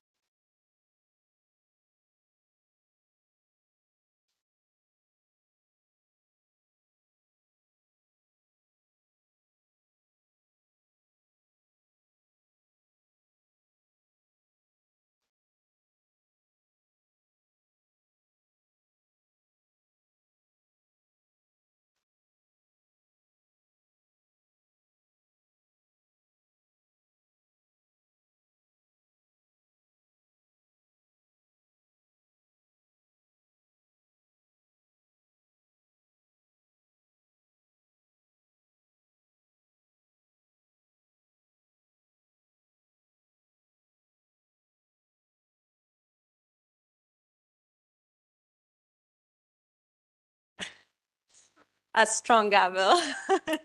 I hope the coffee helped, and I'm very sorry for the very hot temperature, which is appropriate, I guess, for the theme that we are discussing. Welcome back to the second panel of the 2024 Geneva Dialogues on Human Rights and Climate Change. We already discussed how human rights institutions are addressing climate harm, what it means to address climate harm in a way that is human rights grounded. And many panelists already looked and mentioned the role of judicial institutions and how these can really counter the political inertia that we see when it comes to addressing the impacts of climate change. As we know, the International Tribunal of the Law of the Sea, the International Court of Justice, and Inter-American Court on Human Rights are in the process of elaborating advisory opinions on states' obligations with regard to climate change. This is really a once-in-a-generation opportunity for international judicial body to clarify what states' obligations and responsibilities are under international law regarding climate change. These processes are extremely timely, of course, as we see the climate impacts that are mounting and climate action that is lagging. And of course, these come with very important implications for Geneva-based human rights institutions. On one hand, we see that these international courts and tribunals are drawing from the wealth of decisions, concluding observations, reports, finding that human rights institutions and mechanisms in Geneva have developed over time. And on the other hand, these mechanisms will have the also responsibility to draw on the outcomes of these advisory opinions to again inform and advance the understanding and interpretation of international law and specifically international human rights law. Before we delve into presentations and I will introduce you the panelists, I wanted to take a moment to share where the different processes are at in terms of timelines. The International Tribunal of the Law of the Sea, ITLOS, is due to deliver its advisory opinion on climate change next week on the 21st of May at 12 Hamburg time. The delivery will be live streamed, so we encourage all of you to closely follow it. The Inter-American Court on Human Rights is now holding oral hearings in their climate advisory proceedings. One already concluded in Barbados in April, and there will be another set of hearings in Brazil starting next week. The International Court of Justice is now in the critical comments period, where states and international organizations that provided already initial written inputs can comment on the written statements from other states or other international organizations. And the deadline for these comments is the 24th of June, 2024, although some extensions have been requested. So this comments period precedes oral hearings in the proceedings prior to continued deliberations regarding the delivery of the advisory opinion itself. And we're also happy to provide you with further information as the process unfolds. It's now my pleasure to introduce you to our distinguished panelists. We have here today Ambassador Sumbo Antas, permanent representative of Vanuatu to UNO. His Excellency Ambassador Carlos Serreta, permanent representative, Gustavo Gayon, permanent representative of Colombia to UNO. I didn't have my coffee, clearly. Yes, I was just mixing up the order. Ambassador Carlos Serreta, permanent representatives of the Philippines to UNOG, many apologies for this. Professor Patricia Galbao Teles, Director of Legal Affairs Department of the Ministry of Foreign Affairs of Portugal. And finally, Nicole Pons, member of the Steering Committee of the World Youth for Climate Justice. We were supposed to have 2 live interventions remotely. Professor Hajar Geldic from the African Unions, she's the legal counsel, and Liliana Avila, coordinator of the Human Rights and Environment Program of AIDA. Unfortunately, as we mentioned, we had huge restrictions in terms of hybrid participation, but they were gracious enough to provide, in a very quickly manner, recorded interventions that we will see. Over to our first panelist, Ambassador Antas. Vanuatu has been essential in securing the request to the ICJ for the advisory opinion on states' obligations with regard to climate change. And as I was mentioning already, state submissions have been sent already, and now we are in the critical comments period. So really an encouragement to all states to contribute. And in this comments period, and also looking ahead to the oral hearing, we invite you to share your reflections on the importance of state engagements in this process, and especially what are the key issues at stake, especially with regard to the legal consequences for states when they have caused significant harm to the climate system and other parts of the environment, and also what role states' permanent missions in Geneva, since of course we're looking specifically at the Geneva ecosystem, what role can permanent missions play in this critical phase? Thank you.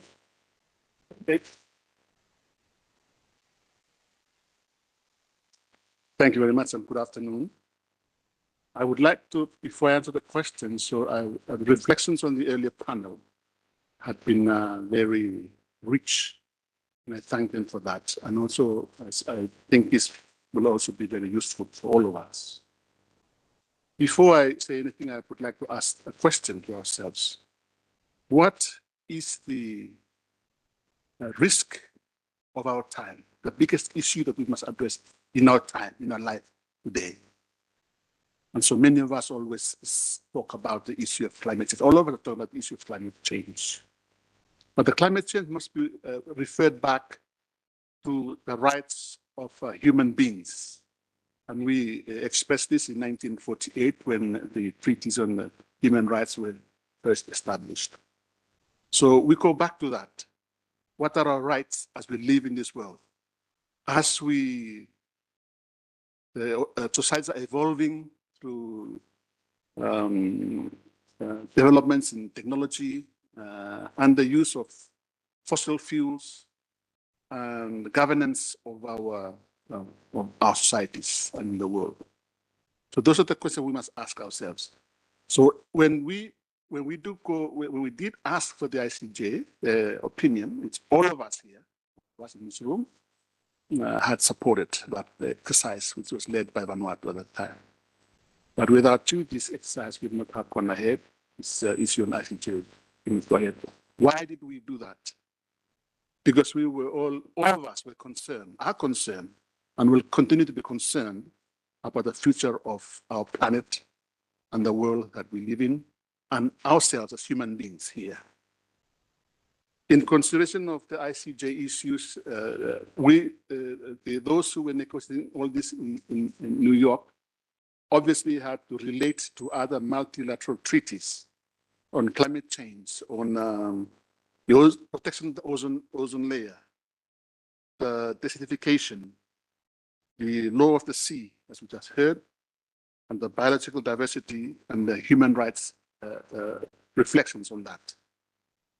But what were the questions that were raised for the ICJ to answer? And I can probably say this, that mostly is 3 or 4 of them what are the obligations of states under international law to ensure the protection of the climate change and other parts of the environment from anthropogenic emissions of greenhouse gases for states and for present and future generations? What are the legal consequences under these obligations for states where their acts and omissions have caused significant harm to the climate system and other parts of the environment with respect to states, including in particular small island living states, many of us here, which due to their geographical circumstances and level of development are injured or especially affected by or partially by these systems and the level of the developments and so on. And people and individuals of the present and future generations affected by the adverse effects of climate change. So those questions must be answered by the ICJ to give us an opinion. It is not to find fault or anyone, but to clarify our responsibilities. So, as has been mentioned earlier on,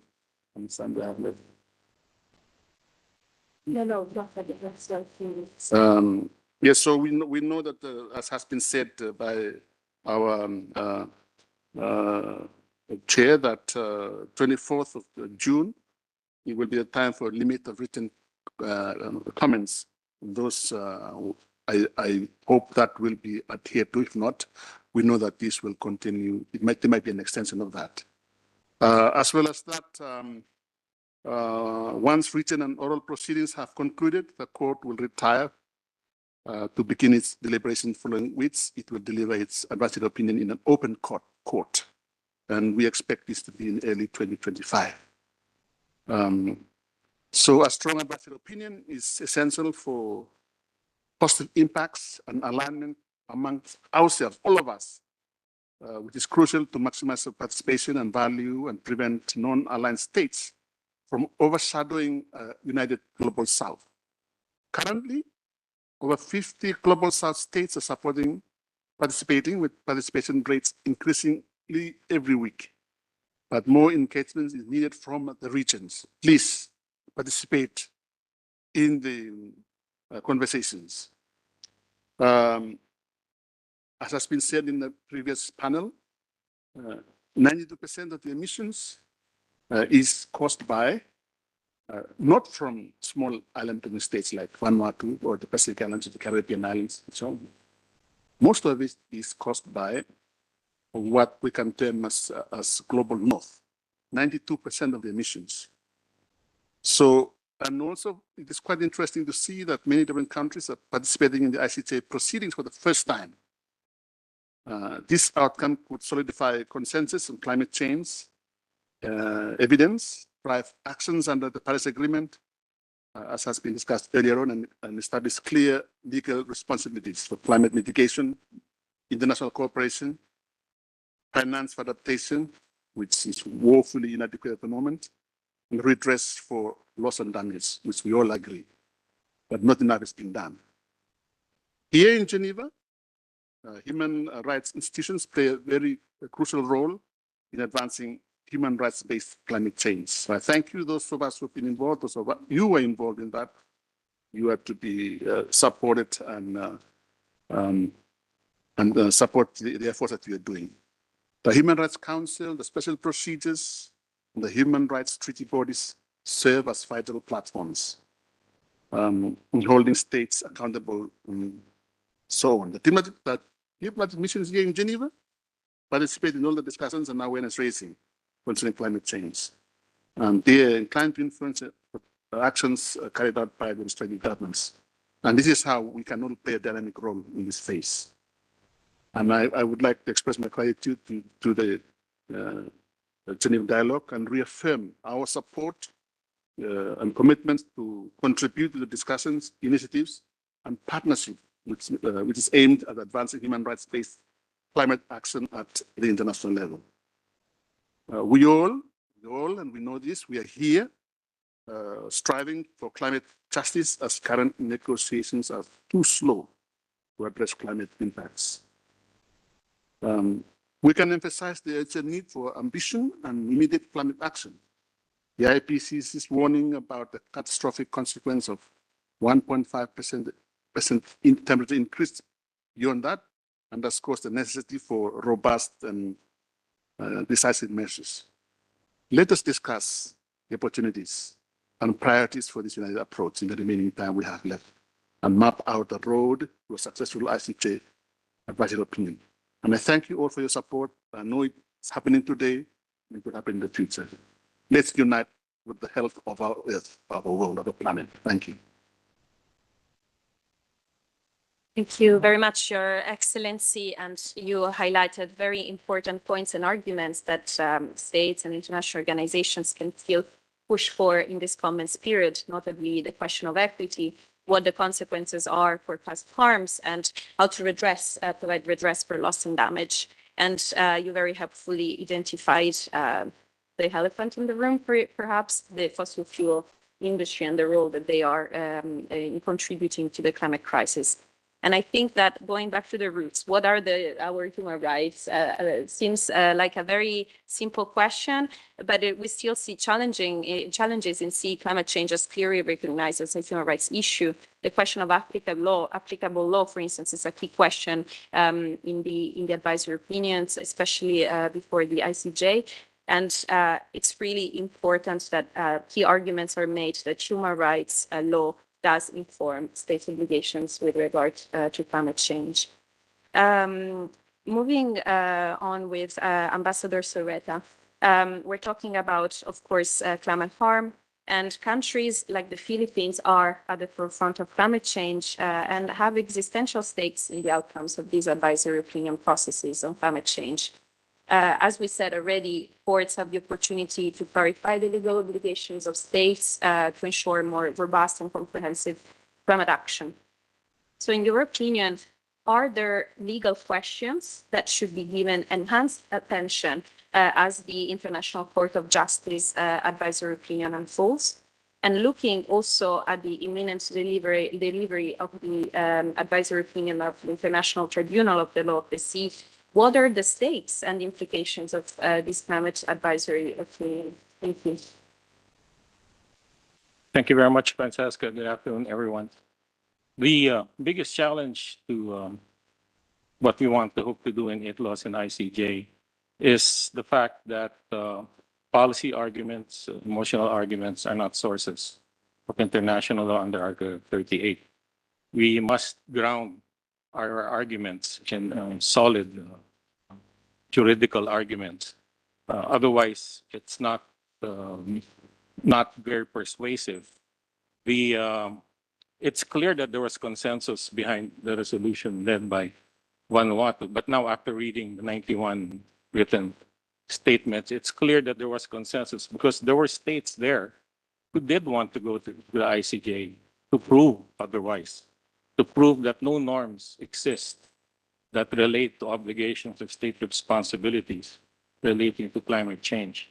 At the most, there were some submissions from developing states that said there is a relationship between human rights and climate change, but only in terms of the human rights of, and I'm not trying to minimize it, but only in terms of human rights of environmental defenders or defenders of climate change. They have human rights, or the human rights of those who are displaced by climate change. They must be treated under existing norms of human rights and be treated humanely. That's as far as some of the emitter states will go in linking human rights to climate change. The challenge is to go beyond. We must tap into customary international law. But one of the biggest problems that fought from as it started in 46 going up, started to be more positivist. They would look for, in fact, the enumeration in Article 38 almost creates a hierarchy of norms where written treaties or conventions are the primary source of international law. And they did use customary law initially because multilateralism was at an infancy and there was no regimes of law norms, of conventional norms for the ICJ to tap. So in its very first case, where Park-Hu-Chao case, they did look into customary norms, and even in the advisory opinions in the Port Bernardot case on whether the UN has juridical personality, there were no positive norms at that time, and they tapped into customary norms. But now there are 600 multilateral conventions registered in the UN under Article 102, and there is a big body of positive norms. And what happens now is, if the norm we seek to prove doesn't exist, and the burden of proof is on us seeking to, when you want to bind the state, if the burden of proof is on you, and this is a long line of PCIJ cases, that when you want to impose a normative rule on a state that imposes on its sovereignty, it's the burden of proof is on your side. So that's the level of proof we have to show. We have shown, many of the statements have shown great science. It has shown wonderful science. It's indisputable. And even those who challenge the existence of norms do not dispute the science. All they say is there are norms and it's all there. It's in the UNFCCC and the Paris Convention, and that's it. If there are norms that should exist, states should come together and negotiate it. And unless they negotiate it, those norms don't exist. So what must we do? We must tap into human rights conventions. We have to look at human rights conventions as constitutive instruments, as living documents. Climate change may not have been in the context under Article 31 of the Vienna Convention Law of Treaties when this was negotiated, that there was no intention on the parties for the two major conventions to apply to climate change. But we are also allowed to look at the object and purpose. And it's very clear that human rights conventions were designed not to be able to be living documents that can apply as global society develops, as technology develops, as crisis arises. So you can't just freeze. We have to challenge again another rule in international, which is the intertemporal rule. So we have to challenge that also. We need to show, and we have pleadings for this, to show that these norms, decades ago when it was negotiated and concluded, though it did not address climate change, must apply, because the basic human rights norms are relevant to the effects of climate change, and that states are under obligation to stop doing anything that contributes to climate change. The other thing is we need to look at the charter. The charter is the fundamental constitution of states. There are norms there that are breached by climate change. Like Francesca said, there's an existential challenge. And when it comes to existential challenge, it's the charter that comes in. It was created to prevent the destruction of the world. So again, climate change was not intended, was not in the minds of the crafters. But if you look at the norms in Article 2, Paragraph 4, for example, territorial integrity, climate change is like an enemy that takes over your territory through sea level rise. And there's no defense. You can keep on reclaiming, but they will keep on taking back at the sea level rise. So it's not only violative of Paragraph 2, Article 2.4 in Charter, but also of the inherent right of self-defense in Article 51. There is no defense. So under the Charter, it's clearly a breach because you lose territory as if you were invaded, but worse, there is no way to defend against it. So if you look at the intent and purpose of the Charter, it seeks to prevent that.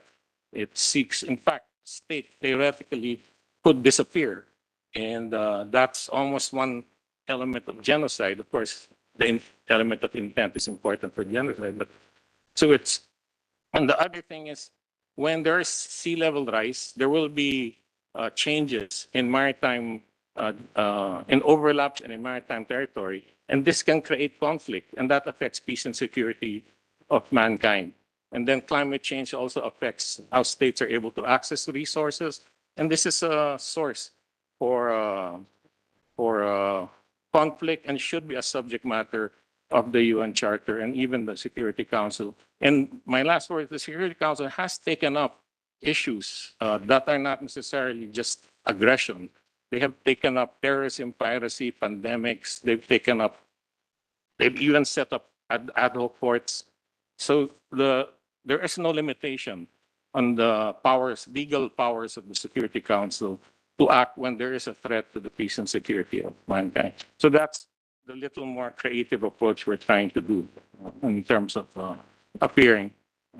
We argued some of this when we appeared in ITLOS, and we hopefully will be arguing the same in ICEL. Thank you. Thank you very much, Your Excellency. You raised a great number of points. I would really stand up to me is the importance of establishing and making the case that actually states have obligations that stem from beyond the climate change relevant agreements. And so that's how human rights conventions do play a role, and the wealth body of human rights law that has been developed here in Geneva, among others, play a key role. And the role of science, again, in informing the interpretation of these obligations. And again, I put for action for more mechanisms to really address the question of climate change, for really addressing these threats in a holistic and effective manner. As we discuss the advisory opinion processes, so far we have mentioned the International Court of Justice, the International Tribunal of the Law of the Sea, and we shall not forget the Inter-American Court of Human Rights.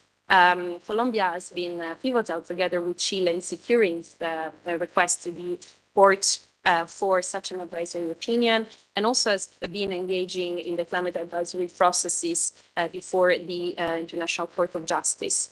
We're very pleased to have Ambassador Gallon here with us. And so my question to you is based on Colombia's ongoing leadership on the question related to human rights and climate change, and building on your country's engagement within the advisory opinion processes.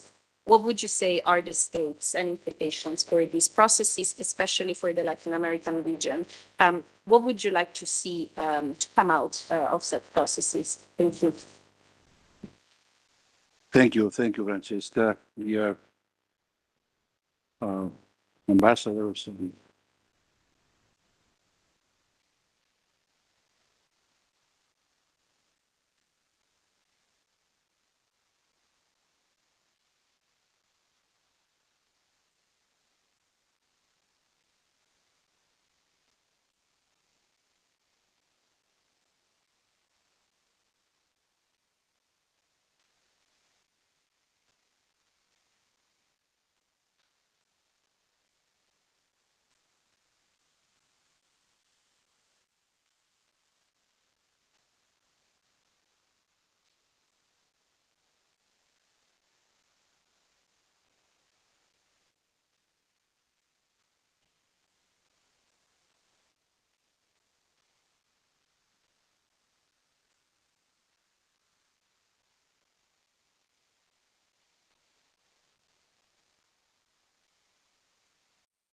welcome you all, friends, distinguished ambassadors and colleagues and panelists.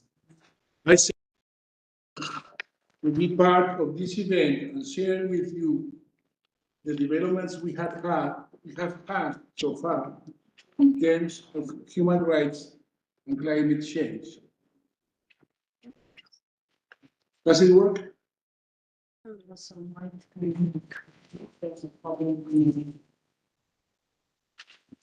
Yes.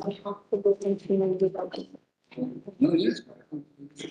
Yes, I think Diana is something there. This is a big thing, like something. Might be the funder. There was a song. It's fair to see, otherwise I'm afraid we should come to a lot of here in our lives. But let me check with Diana. She's figuring it out.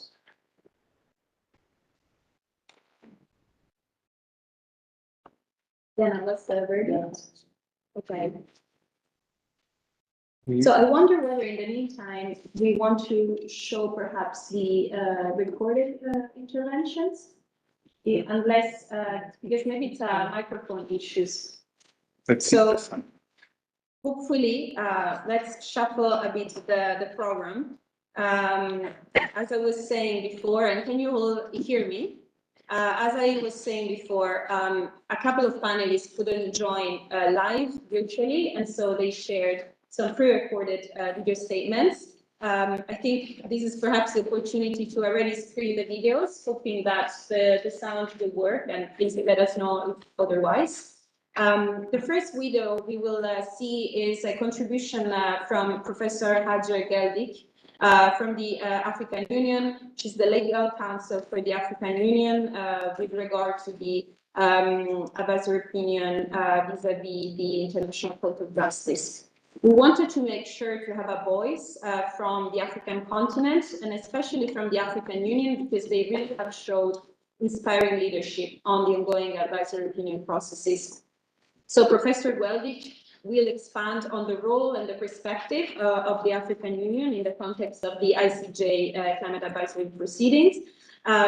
So hopefully we can have a broader range of voices. We heard from ambassadors from the Asia Pacific region. We will hopefully hear about the Latin American perspective, the European perspective, and now the African perspective. So Diana, over to you to start the video.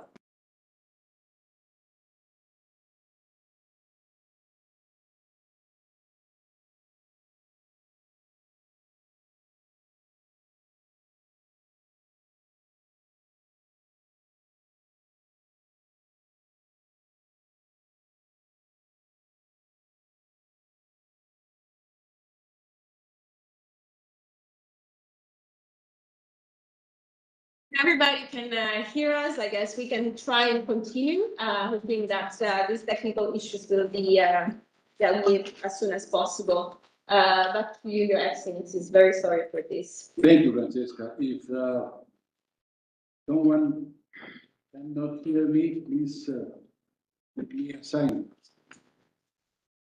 I said that Colombia would like to share the developments we have had so far in terms of human rights and climate change. The current climate crisis significantly affects the enjoyment of fundamental human rights, including adequate housing, nutrition, health, water, and cultural rights. It is crucial that states comply with international obligations of prevention, precaution, and cooperation in good faith. Otherwise, they violate international commitments. This situation affects everyone, especially vulnerable population groups, without distinction of border. Relevant international cooperation contemplates common but differentiated responsibilities, implementing swift and effective measures to conserve, protect, and restore the integrity of the environment and its ecosystems. Progress must be made by recognizing and assuming responsibilities according to the capacities of each state with a view to preventing the perpetration of human rights violations. Furthermore, facing the climate crisis leads to protecting and granting a habitable and decent environment for the future generations. In accordance with the principle of intergenerational equity, the states must advocate for the conservation of natural resources as well as the environment.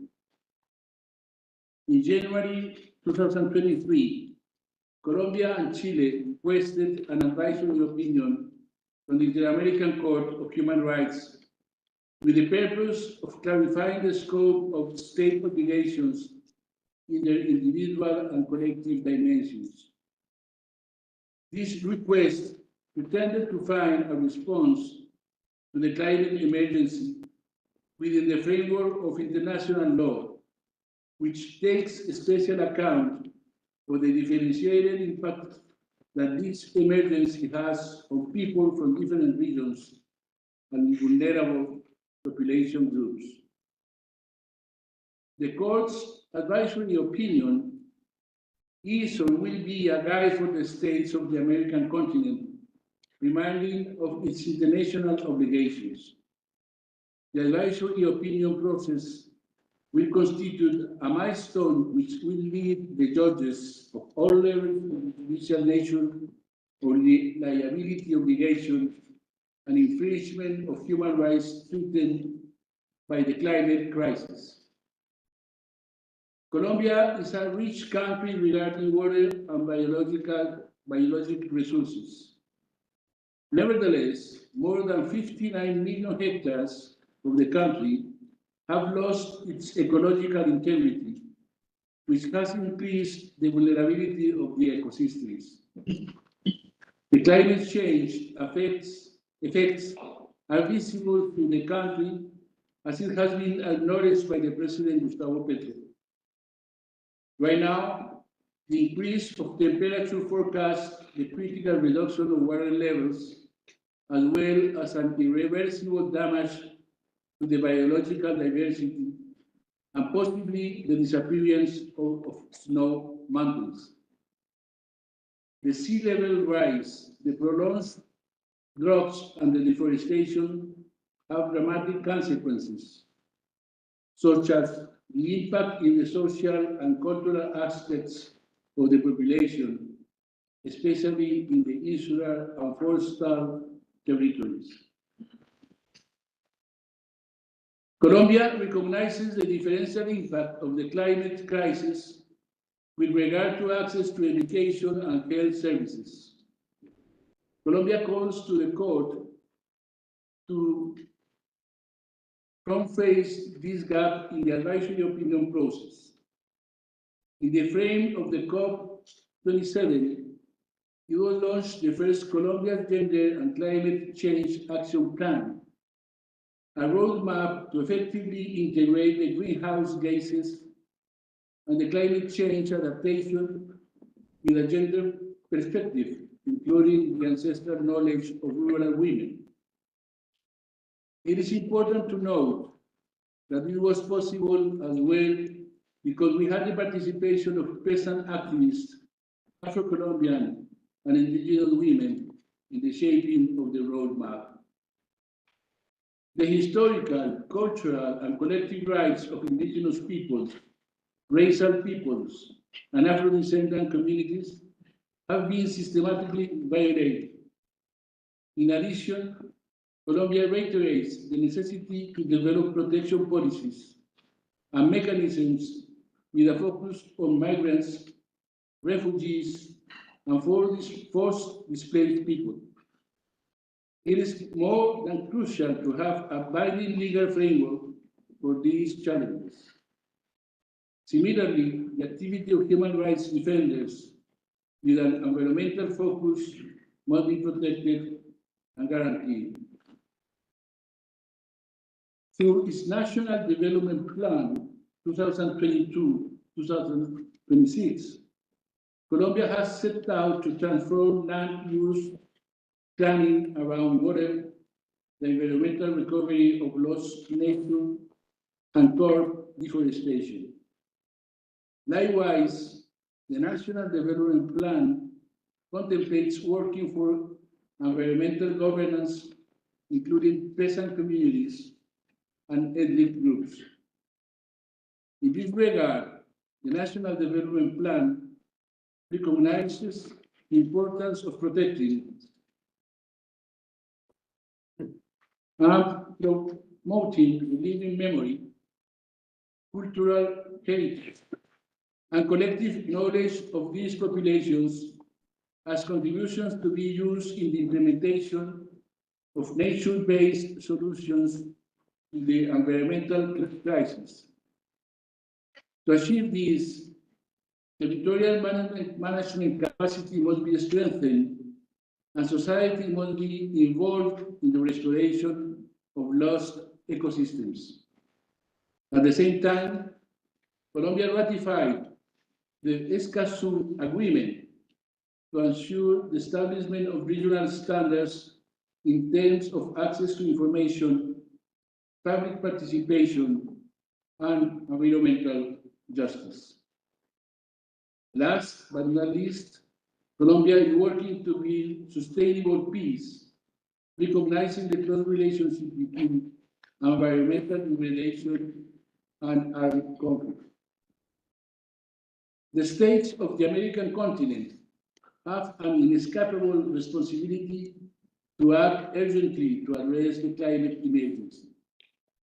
For this reason, Colombia recognizes and highlights the work that the Inter-American Court has undertaken, which transcends the basic obligations of states. It is imperative that the Court intervene urgently to harmonize the obligations arising from the Inter-American System for Human Rights with those arising from international environmental law. The guiding principles of international environmental law should guide the way in which states can comply with their obligations, understanding that they are part of the universal legal framework aimed at the prevention and mitigation of the climate emergency. The advisory opinion will be a fundamental tool for safeguarding life on Earth. Let's go. Thank you. Thank you very much, Your Excellencies, and apologies, we still haven't found a way to solve the technical issues. I hope it's still easy enough to follow the conversation. Thank you again. You also raised very important points, and to keep in mind as we, of course, approach the process before the Inter-American Court of Human Rights, but also before the other tribunals, and especially what key communities and groups should be involved. You mentioned peasants, environmental human rights defenders, women and girls, also drawing from your national experience, but also as key communities and groups to be involved and they thought about as the inputs to the advisory opinions are drafted. I don't know if we'll manage to see the pre-recorded video statement by Ms. Liliana Avila from AIDA, but her point was all around what the impact of these advisory opinion processes are on communities that are really feeling the brunt of the impacts of climate change and environmental degradation. And very important point of the irreversibility of damage, and that, of course, raises the question of what the legal consequences are of harm when it occurs, and especially when it cannot be recovered from. I see we now lost access to our screens, so I'm afraid that we will have to continue without any technical support. I'm very sorry about that. I'm turning to Professor Gaval Teles, if you're comfortable speaking up. Thank you so much for the flexibility. As we discuss climate harm, we tend always to focus, of course, on the global south. Of course, there is a question also of historical responsibilities, but at the same time, we see devastating climate impacts also in global north countries. So this is also why the climate crisis is a global one, and global north countries should be as invested in really finding a global and collective solution. So looking at you and your role, oh, perfect, perfect timing. So this is, so what role do you think human rights play in addressing climate? What we heard from the other panelists, and also similar question to you, what are your expectations from the advisory opinions? Thank you. Thank you very much, Francesca, and I'm really happy that I don't have to stand up and try to use all my potential voice, but thank you so much again for the invitation. It's a pleasure to be here among such distinguished colleagues and great leaders in this important issue. Let me just say also that I'm going to, if you allow, take the opportunity to speak a bit in a dual role, since I'm not only legal advisor in the Portuguese Ministry of Foreign Affairs, and in that capacity, I have represented Portugal before it was at the advisory opinion, and also currently representing Portugal before the ICJ in the advisory opinion process. And I'm very proud that perhaps by undue circumstances, Portugal was actually the first state to submit the written observations before the end of the deadline. But I'm also currently in Geneva. It happens I'm in Geneva for the International Law Commission that is currently meeting, where I have the honor of being one of the co-chairs of the study group on sea level rise in relation to international law. And so let me use this dual capacity to address the questions that that you put to me. And so not necessarily from an European perspective, more this dual perspective of an ILC member and also representative from Portugal. So on your first question, how human rights can help to tackle the climate crisis, there I would refer to the work that we are currently doing in the International Law Commission on the topic of sea level rise in relation to international law. Of course, it is focused on sea level rise. That was mentioned also here as one of the adverse impacts of climate change. But I think the work that we are doing in the aspect that relates to human rights can also be more widely applicable also to the protection of persons affected by sea level rise. So in the context of the International Law Commission, we are looking specifically at sea level rise from the point of view of law of the sea, the impact on maritime zones, the impact on possible loss of statehood, but also regarding the protection of persons affected by sea level rise, what I normally call the human face of sea level rise. And that was also how Ambassador Anta started his intervention, by drawing attention to the impact on affected people. And there, I think it's very clear, and we've now just produced a second report, and next year we'll finalize our work on how we can draw, although the existing legal frameworks, and that Geneva-based community knows very well, from human rights to disasters to refugee law to migration law, although the existing legal frameworks do not address specifically the issue of the protection of persons affected by sea level rise or climate change in general, it is possible to draw on existing law to affirm that there are a number of elements that can serve as a basis for that legal protection. And for example, in our report this year, we proposed 12 elements. I'm not going to list them all. I'm just going to say that among those 12 elements, we have the importance of the overarching principle of human dignity, the relevance to combine a needs-based with a human rights-based approach, the general application of human rights law and of human rights application, of human rights obligations,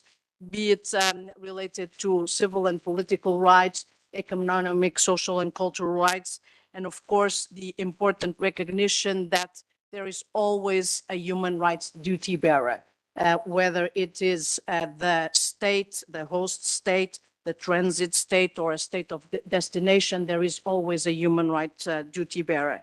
That is extremely crucial, and we've heard also the other interventions pointed to that, to recall the need to protect vulnerable groups and to respect the principle of non-discrimination, the relevance in this context of the principle of non-refoulement, which the human rights treaty bodies, in particular the Human Rights Committee, has already affirmed, and among others, the key relevance of protecting cultural rights and cultural traditions of individuals and groups.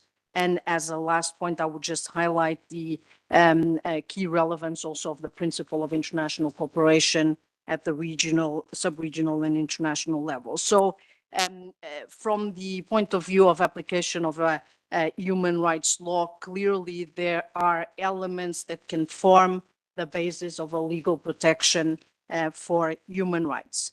On the second aspect of your question, so what do I expect from the advisory opinion processes? And of course, I'm humbled to speak in the same panel as representatives from two countries that are drivers of those processes. I think that in the end, it is fortunate that we will have a good sequence in terms of the advisory opinion. So first there will be the advisory opinion by ITLAWs on a more specialized area. So obligations in the area of law of the sea and how they how to interpret the Paris Agreement, also in the context of the obligations under Part 12, preservation and protection of the marine environment. We will likely then have the advisory opinion from the Inter-American Court of Human Rights that will delve on the more concrete obligations in terms of human rights. And then at the end, the World Court that has a general competence will come to give an advisory opinion based on the questions that were asked in a consensus adopted resolution. It's never too much to emphasize. I think since the foundation of the UN with the reparations advisory opinion, there had not been a request that was consensus based. And so that shows also the importance that all states are giving to this issue. But I think there was, in terms of expectations, there is a sense that possibly the court could, and I'm going to say this would be from the Portuguese perspective, and we emphasized in our submission also that we also see ourselves as a vulnerable country to climate change. The IPCC reports refer to the Southern Europe as being a particular area vulnerable to climate change. We've had important episodes of forest fires, one of them leading also to a case court before the European Court of Human Rights that was recently decided, but of course the court there didn't go into the merits. But I think that it is important to highlight that most likely, in my opinion, these processes will serve to clarify the obligations that states have in relation to climate change in the different dimensions, and also to emphasize what other speakers said, especially the ambassador from the Philippines, the need for a better interpretation, systemic interpretation of the different instruments and how those different instruments, be it the UN Framework Convention on Climate Change, the Paris Agreements, treaties on environmental protection, human rights treaties, and the Convention on the Law of the Sea, how they should be interpreted together for the purpose of enhancing legal clarity and protection in relation to climate change.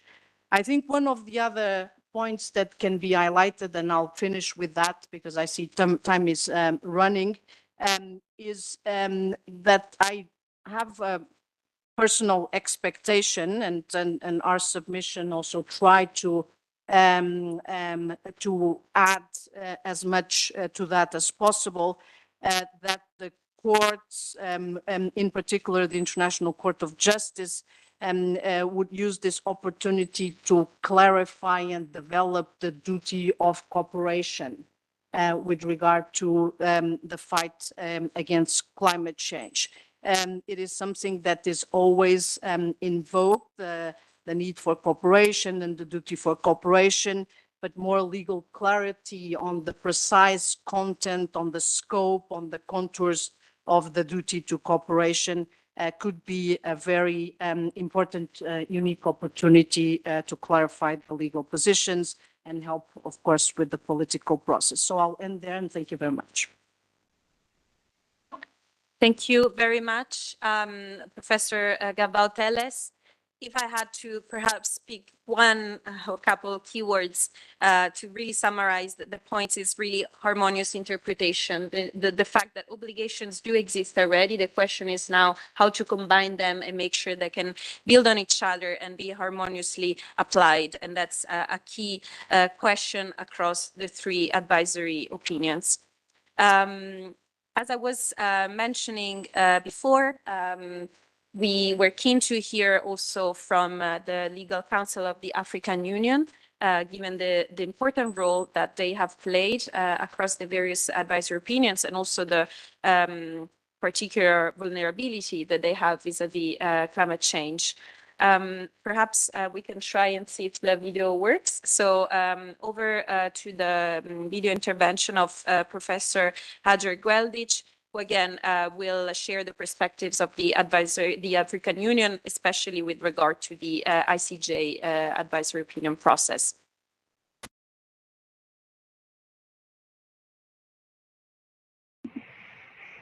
Good afternoon. I'm Professor Hajar Gweldic, and I am the Legal Counsel of the African Union.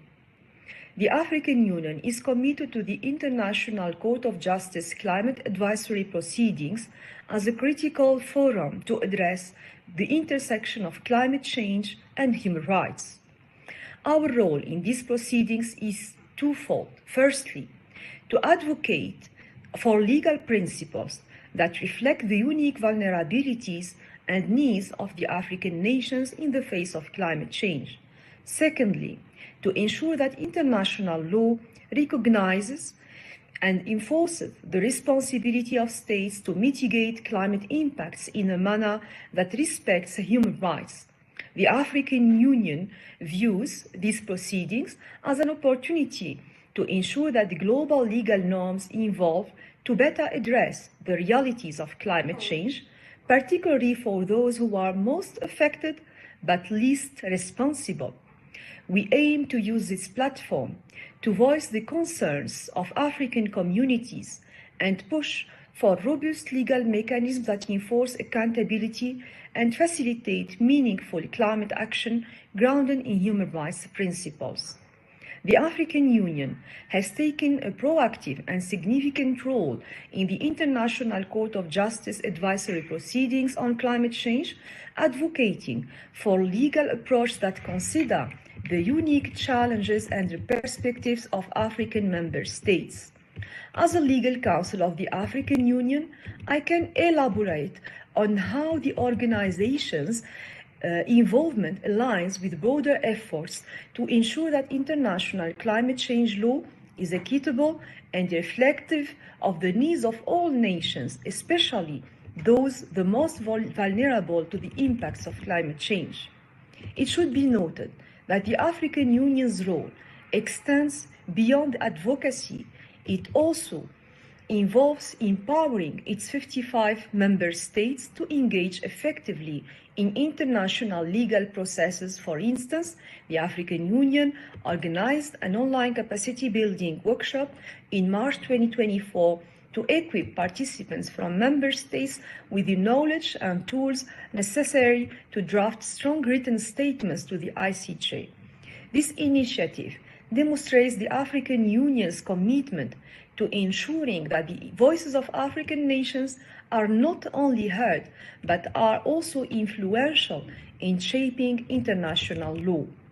Moreover, the ICJ submissions, the African Union in its submissions argued for international law to better commit and integrate sustainable development, particularly focusing on adaptation strategies.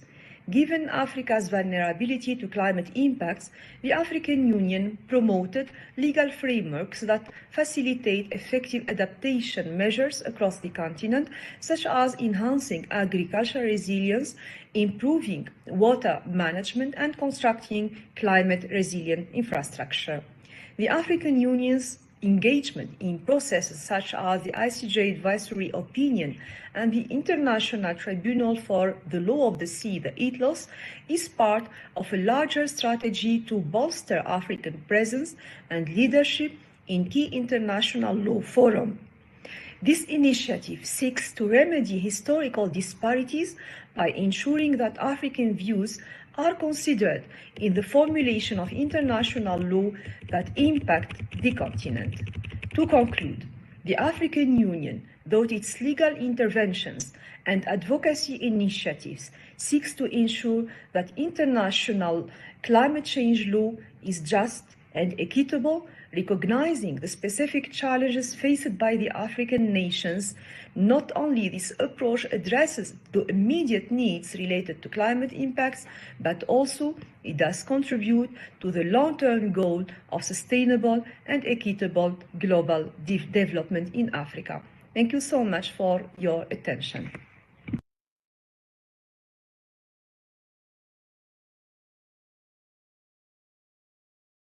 This important intervention. What to me really stand out is the question of adaptation and the question of the differentiating impacts of different regions, and that's why an intersectional approach, something that the first panel was already addressing, is so important, including in the context of advisory opinions. We were talking about, of course, vulnerabilities of specific regions, but also specific groups within same countries. And that's why it's so important, as also Ambassador Gaillon referred to include specific groups in national policy-making processes and to identify their specific needs, vulnerabilities, intersecting sources of marginalization, and including them in the processes. And when we discuss big high-level processes as the advisory opinions, we shall never forget that finally the ultimate goal of these is to really respond to the needs and the rights of communities on the ground, individuals, indigenous peoples, communities that are affected by environmental degradation. And we're pleased to share another video intervention by Liliana Avila, coordinator of the Human Rights and Environment Program of AIDA. AIDA is one of the leading organizations, NGOs, non-governmental organizations in the Latin American regions, and they have worked very closely in the context of the advisory opinion processes, especially in really making a bridge between these processes and the demands from communities on the ground. And so Ms. Avila will address specifically this point.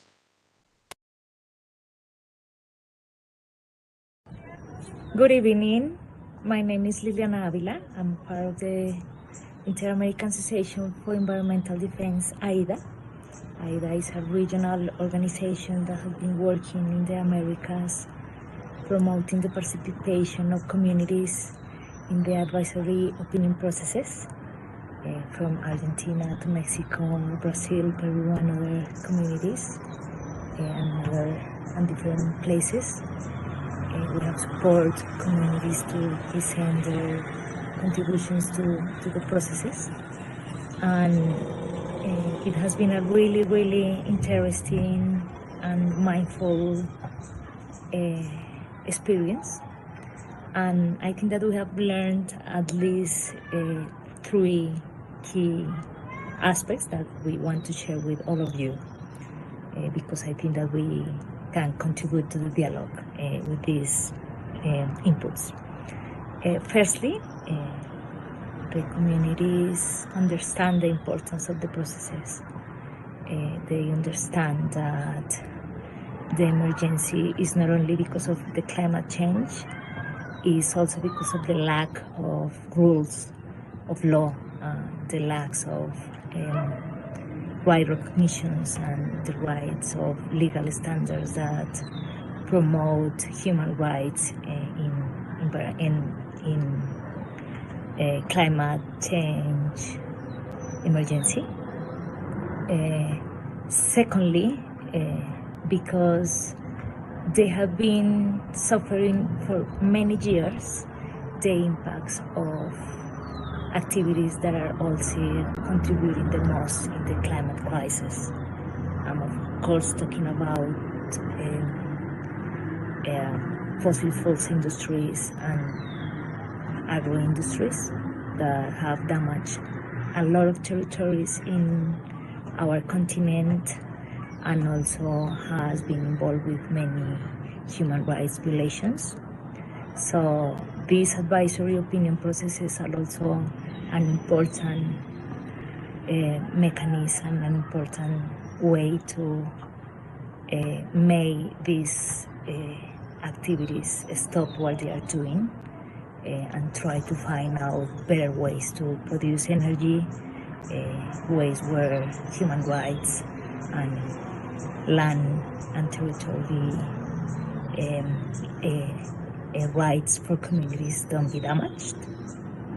And lastly, because they have hope, they expect the international community and the legal international system to promote the standards that could help them in their territories to continue living there and taking care of them, because they are important to prevent the crisis, and they still expect and want to be part of the discussion and the contributions to stop this crisis. So this is basically what we wanted to share, and we are really happy to continue talking and sharing our experience. I hope you are having a great time in Geneva and hope to see you soon.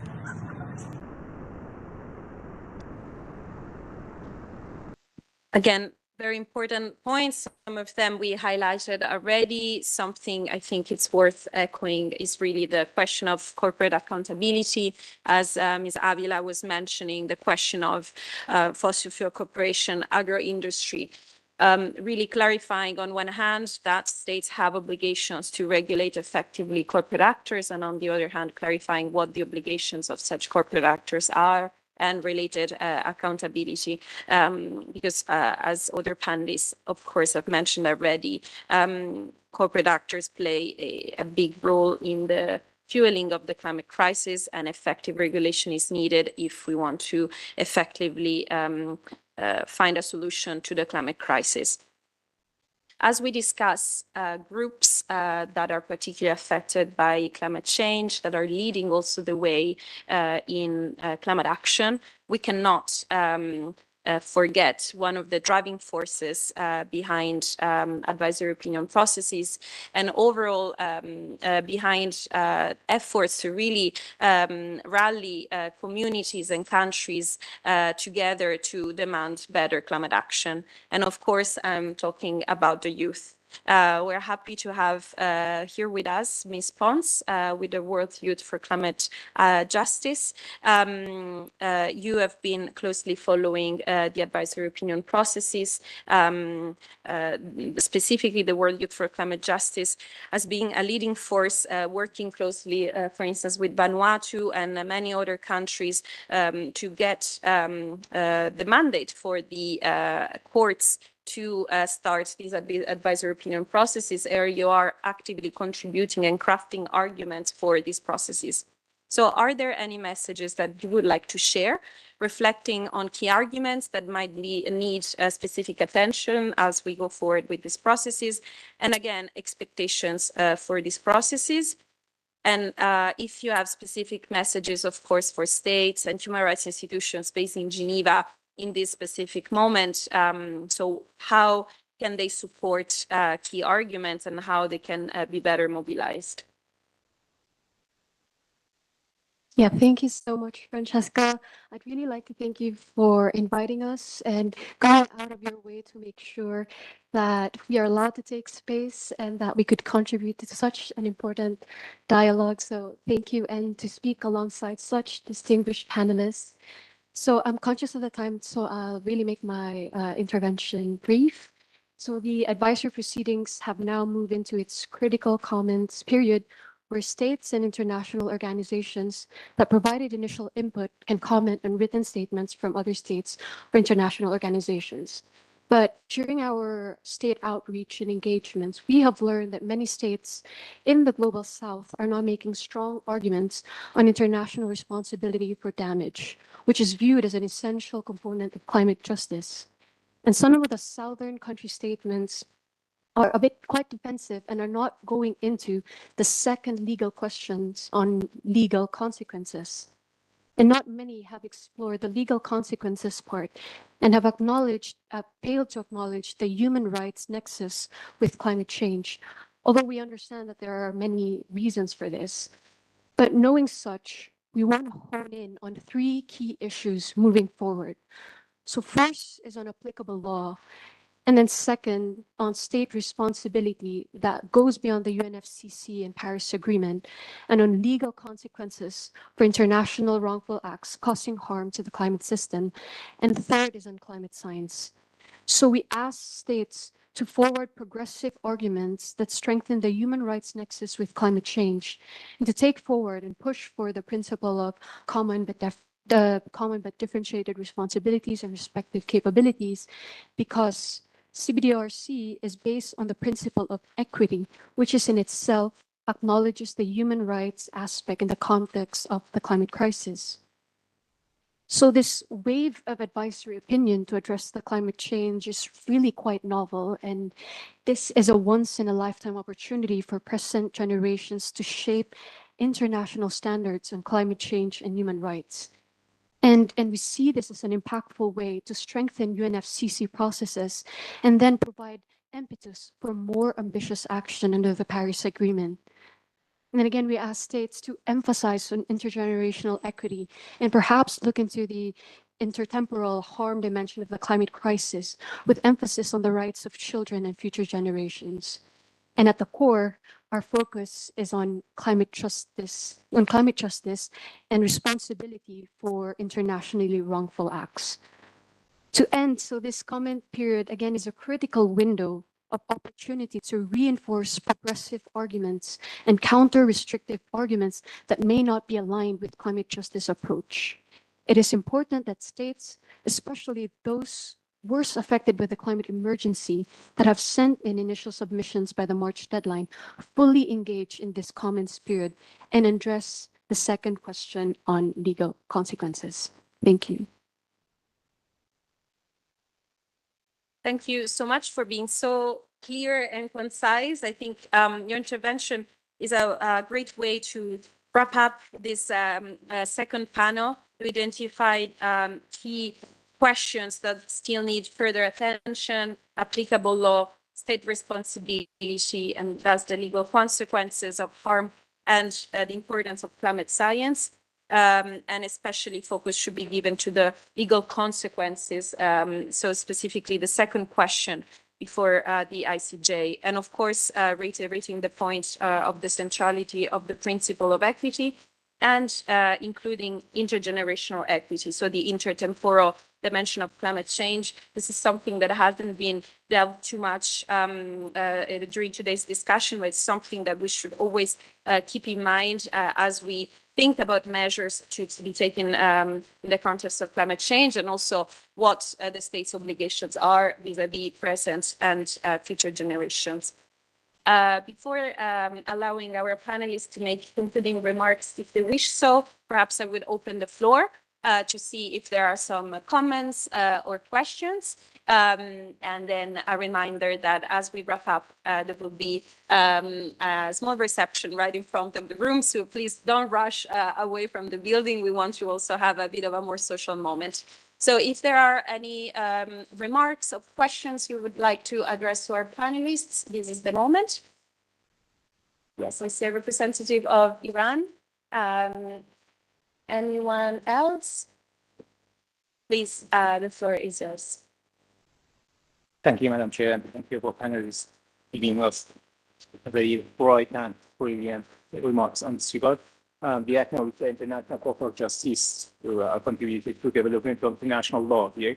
We also expect that the ICJ will be able to further develop international law, particularly environmental law, concerning the legal consequences of states' obligations, including mitigating obligations and national conditions, such as financial, technical, and technological capabilities, by keeping the principles of CBDR and equity in mind. So I want to bring up a little but important element in the Paris Agreement. The objective of Paris agreements compliance or non-compliance to us here. which was established under Article 15 of the agreement, is to counterbalance compensation-oriented measures with implementation-oriented measures.